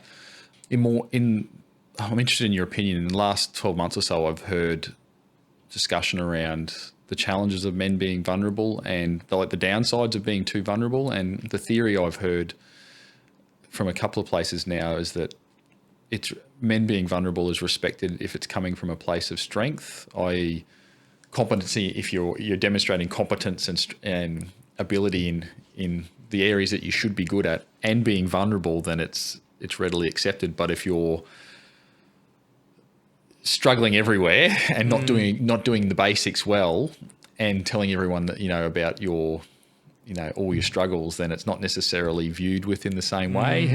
Does that resonate with you, or what's your observation of vulnerability in men, and is it different to women? I haven't thought a lot about that, but I can certainly see that might be a thing. I do think that, again, I haven't thought deeply about this, but I do think that the way that males might view those things and females might view those things is quite different. To me, it feels like it's still evolving. Yeah. It's evolving in the right way, but like so many things, it hasn't potentially landed at exactly the place where... Yeah, that's right. Yeah. It's certainly a better place than where we were, which Yes. is like holding it all up inside. Yes, that's right. And that's another interesting activity that we do with the fellas is we get out the feeling cards and we ask them we'll put out an outline of a bloke, a man on the ground, and then they pick up the feeling cards and put the ones that they feel are okay for them to express to the world. They put on the outside of the image, Yes. and the ones that they feel like they wouldn't be showing to the world, they put on the inside of the Yeah, image. wow, what a And great that's exercise. That's quite an illuminating. Do you see the same sorts of things, exercise like the to same sorts of emotions get put on the inside? Yeah, generally it's. I mean, there's not many that because partly of the selection of words that are there, but there's not a lot that sort of sits on the outside, and then there's the conversation as to what does that do? How does that? Yeah. What does that? Well, here's a mean challenge us? for you then. Like you've talked about your friends that you've been catching up for dinner with monthly for over 20 years. That sounds like a relationship of love. It would strike me as interesting if these aren't men that you love. You have that sort of relationship with these. Absolutely. Is that something that you feel that as a group you feel comfortable telling each other that you love each other? Yeah, very much so. I mean, it is a very different. It's a broad bunch of fellas in the group, but certainly. And what that by would be- broad you mean their ideals of how they express themselves are quite different. Yeah.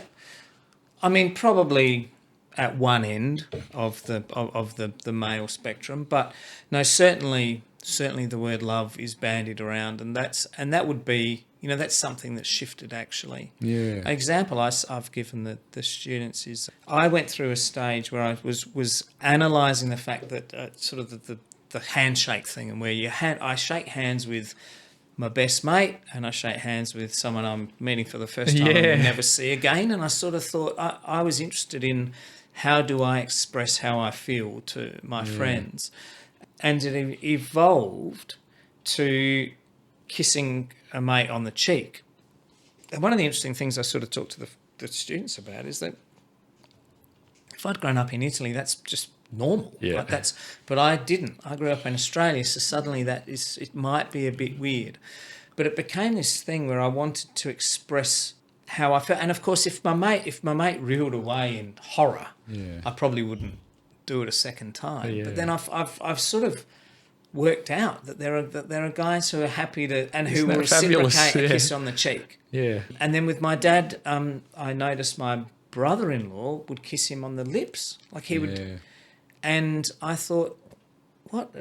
And so I now do that. Real. And for me, it's just dad's in his 80s, and I want him to know every time I see him and every time I leave him that I love him. And that's one thing that's now a thing. And with the boys, the sons, so I think that expression of love, going back to something that shifted a little bit, I think that's shifting a bit. I think it is too. And it is unreal to hear that's the place you're going with the people who are closest in your life. It's unreal, Andrew. Yeah. You won't get to the end of your life and regret it, will you? Like you think about the regrets that people feel when they. No, and I do like it, and I sometimes I do. I appreciate or enjoy the discomfort of others. This is probably interesting psychologically too. You're a stirrer by nature. Well, it's just about what where the boundaries are and what's that's so yeah.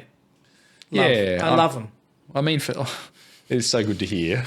I've heard that challenge, and I think it's an excellent one. It makes me think of a couple of things. One that,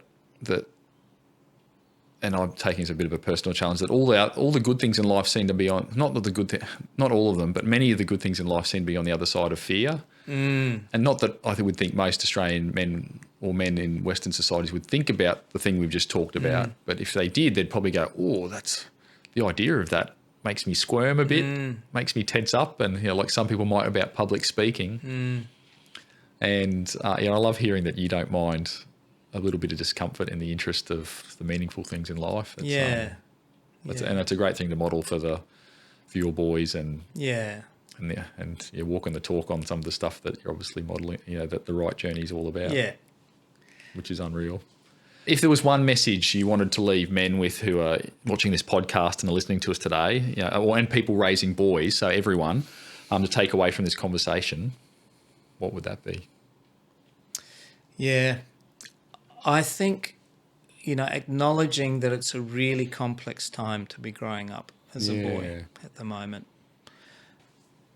And I think we talk about, generation gaps, and I have heard this one in particular, which I'm at the top end of, looking down, as being a generation chasm. I saw a number of times, and I just think there's a real distance between what my experience was of growing up and what my kids' experience is of growing up, and I think having an understanding of that is really important. I think grappling with that and working out what that is, instead of being, I sometimes feel like parents don't quite get that or consider that enough. So I think that's one bit, and then we need to step up, and we need to be connecting with these boys and advocating for them. That's one thing I say to every person I train. We have a moment in the training where we separate out, and I'll take just the men who'll be teaching the boys. I just say thank you for being willing to do this and be an advocate for these boys, because 14-year-old boys don't have a lot of people on their side. Yeah. And the phrase "I've got your back," is one that I like using with the boys. Yeah. And it is this idea that you might disappoint me, but I'm still going to be there. Yeah. I want them to know that. And I just think, how does that look for us in our families? Yeah. So yeah. Yeah, a wonderful message. I think you're right. Like a big takeaway for me in our conversation today is about that accountability. I think it would be easy for parents or educators to think that the Rite Journey is about how we're going to give our young men the responsibilities and the transition journey. But a lot of what I heard from you today was about how a lot of that responsibility lies with us, and how we need to be much more deliberate to create an environment that's supportive and challenging, and places the responsibility where it needs to be. And you raising that idea so that we can consider it and rise to that challenge as the people who influence our young men, I think is just fabulous. Before we wrap up, where people who are interested in the Rite Journey and connecting with you, what are the best ways to do that, Andrew? Yeah, so the website's ritejourney.com, theritejourney.com, and I can be contacted at andrew@theritejourney.com. So yeah, I'd love to hear from anyone who's interested in any of the things we've talked about today. Would be great. And thank you so much for the opportunity, Simon. It's really been a joy to sit across the table from you and have this conversation. And thank you for all you're doing to make a difference and get the word out there for the betterment of men and boys. I really appreciate that. Yeah, my pleasure. It's been a blast. I love this, and I've been excited in the months leading up to us being able to coordinate being in the same city. I would like to acknowledge the work that you do, Andrew, and it's been fabulous to unpick your journey. Maybe you take for granted, but I think it's if it's not unique, it's rare to have someone whose curious nature, the value system that comes from your childhood of having great role models and the way you grew up, but being in a place and time where you were inspired to think about the right way to model and guide young boys into adulthood at such an early age, and that the fact that you've been doing this for decades means you now have an experience that's really rare too. And I think it's really inspiring. If anyone who's watching this, the message I feel I want them to leave with is the responsibility that we all have, that it is a community that raises a child, and that we've reached a place where we think we've we've abdicated that responsibility to institutions that just aren't there anymore. And whilst a focus of our conversation, your work is about, young men transitioning to adulthood, that message goes through, through all of our lives, and thinking about some of those pillars you talked about, and that we live the best bits in life are actually in service of others, realising that we're something, we belong to something bigger. And your work is such an important part of that and inspiration. So thank you. Thank you very much, Simon. I don't know about you, but I loved hearing Andrew's personal reflections on the role of mentorship, the importance of emotional intelligence, and all the practical ways that we can contribute to shaping a more positive vision of masculinity. His work through the Rite Journey is a powerful reminder that becoming a good man doesn't happen by accident. It requires intention, community, and a willingness from us all to lean in. If you found this conversation valuable, please like, subscribe, or leave a comment below. I'd love to hear your thoughts. And remember, every small action matters when it comes to creating change. I'll see you in the next one.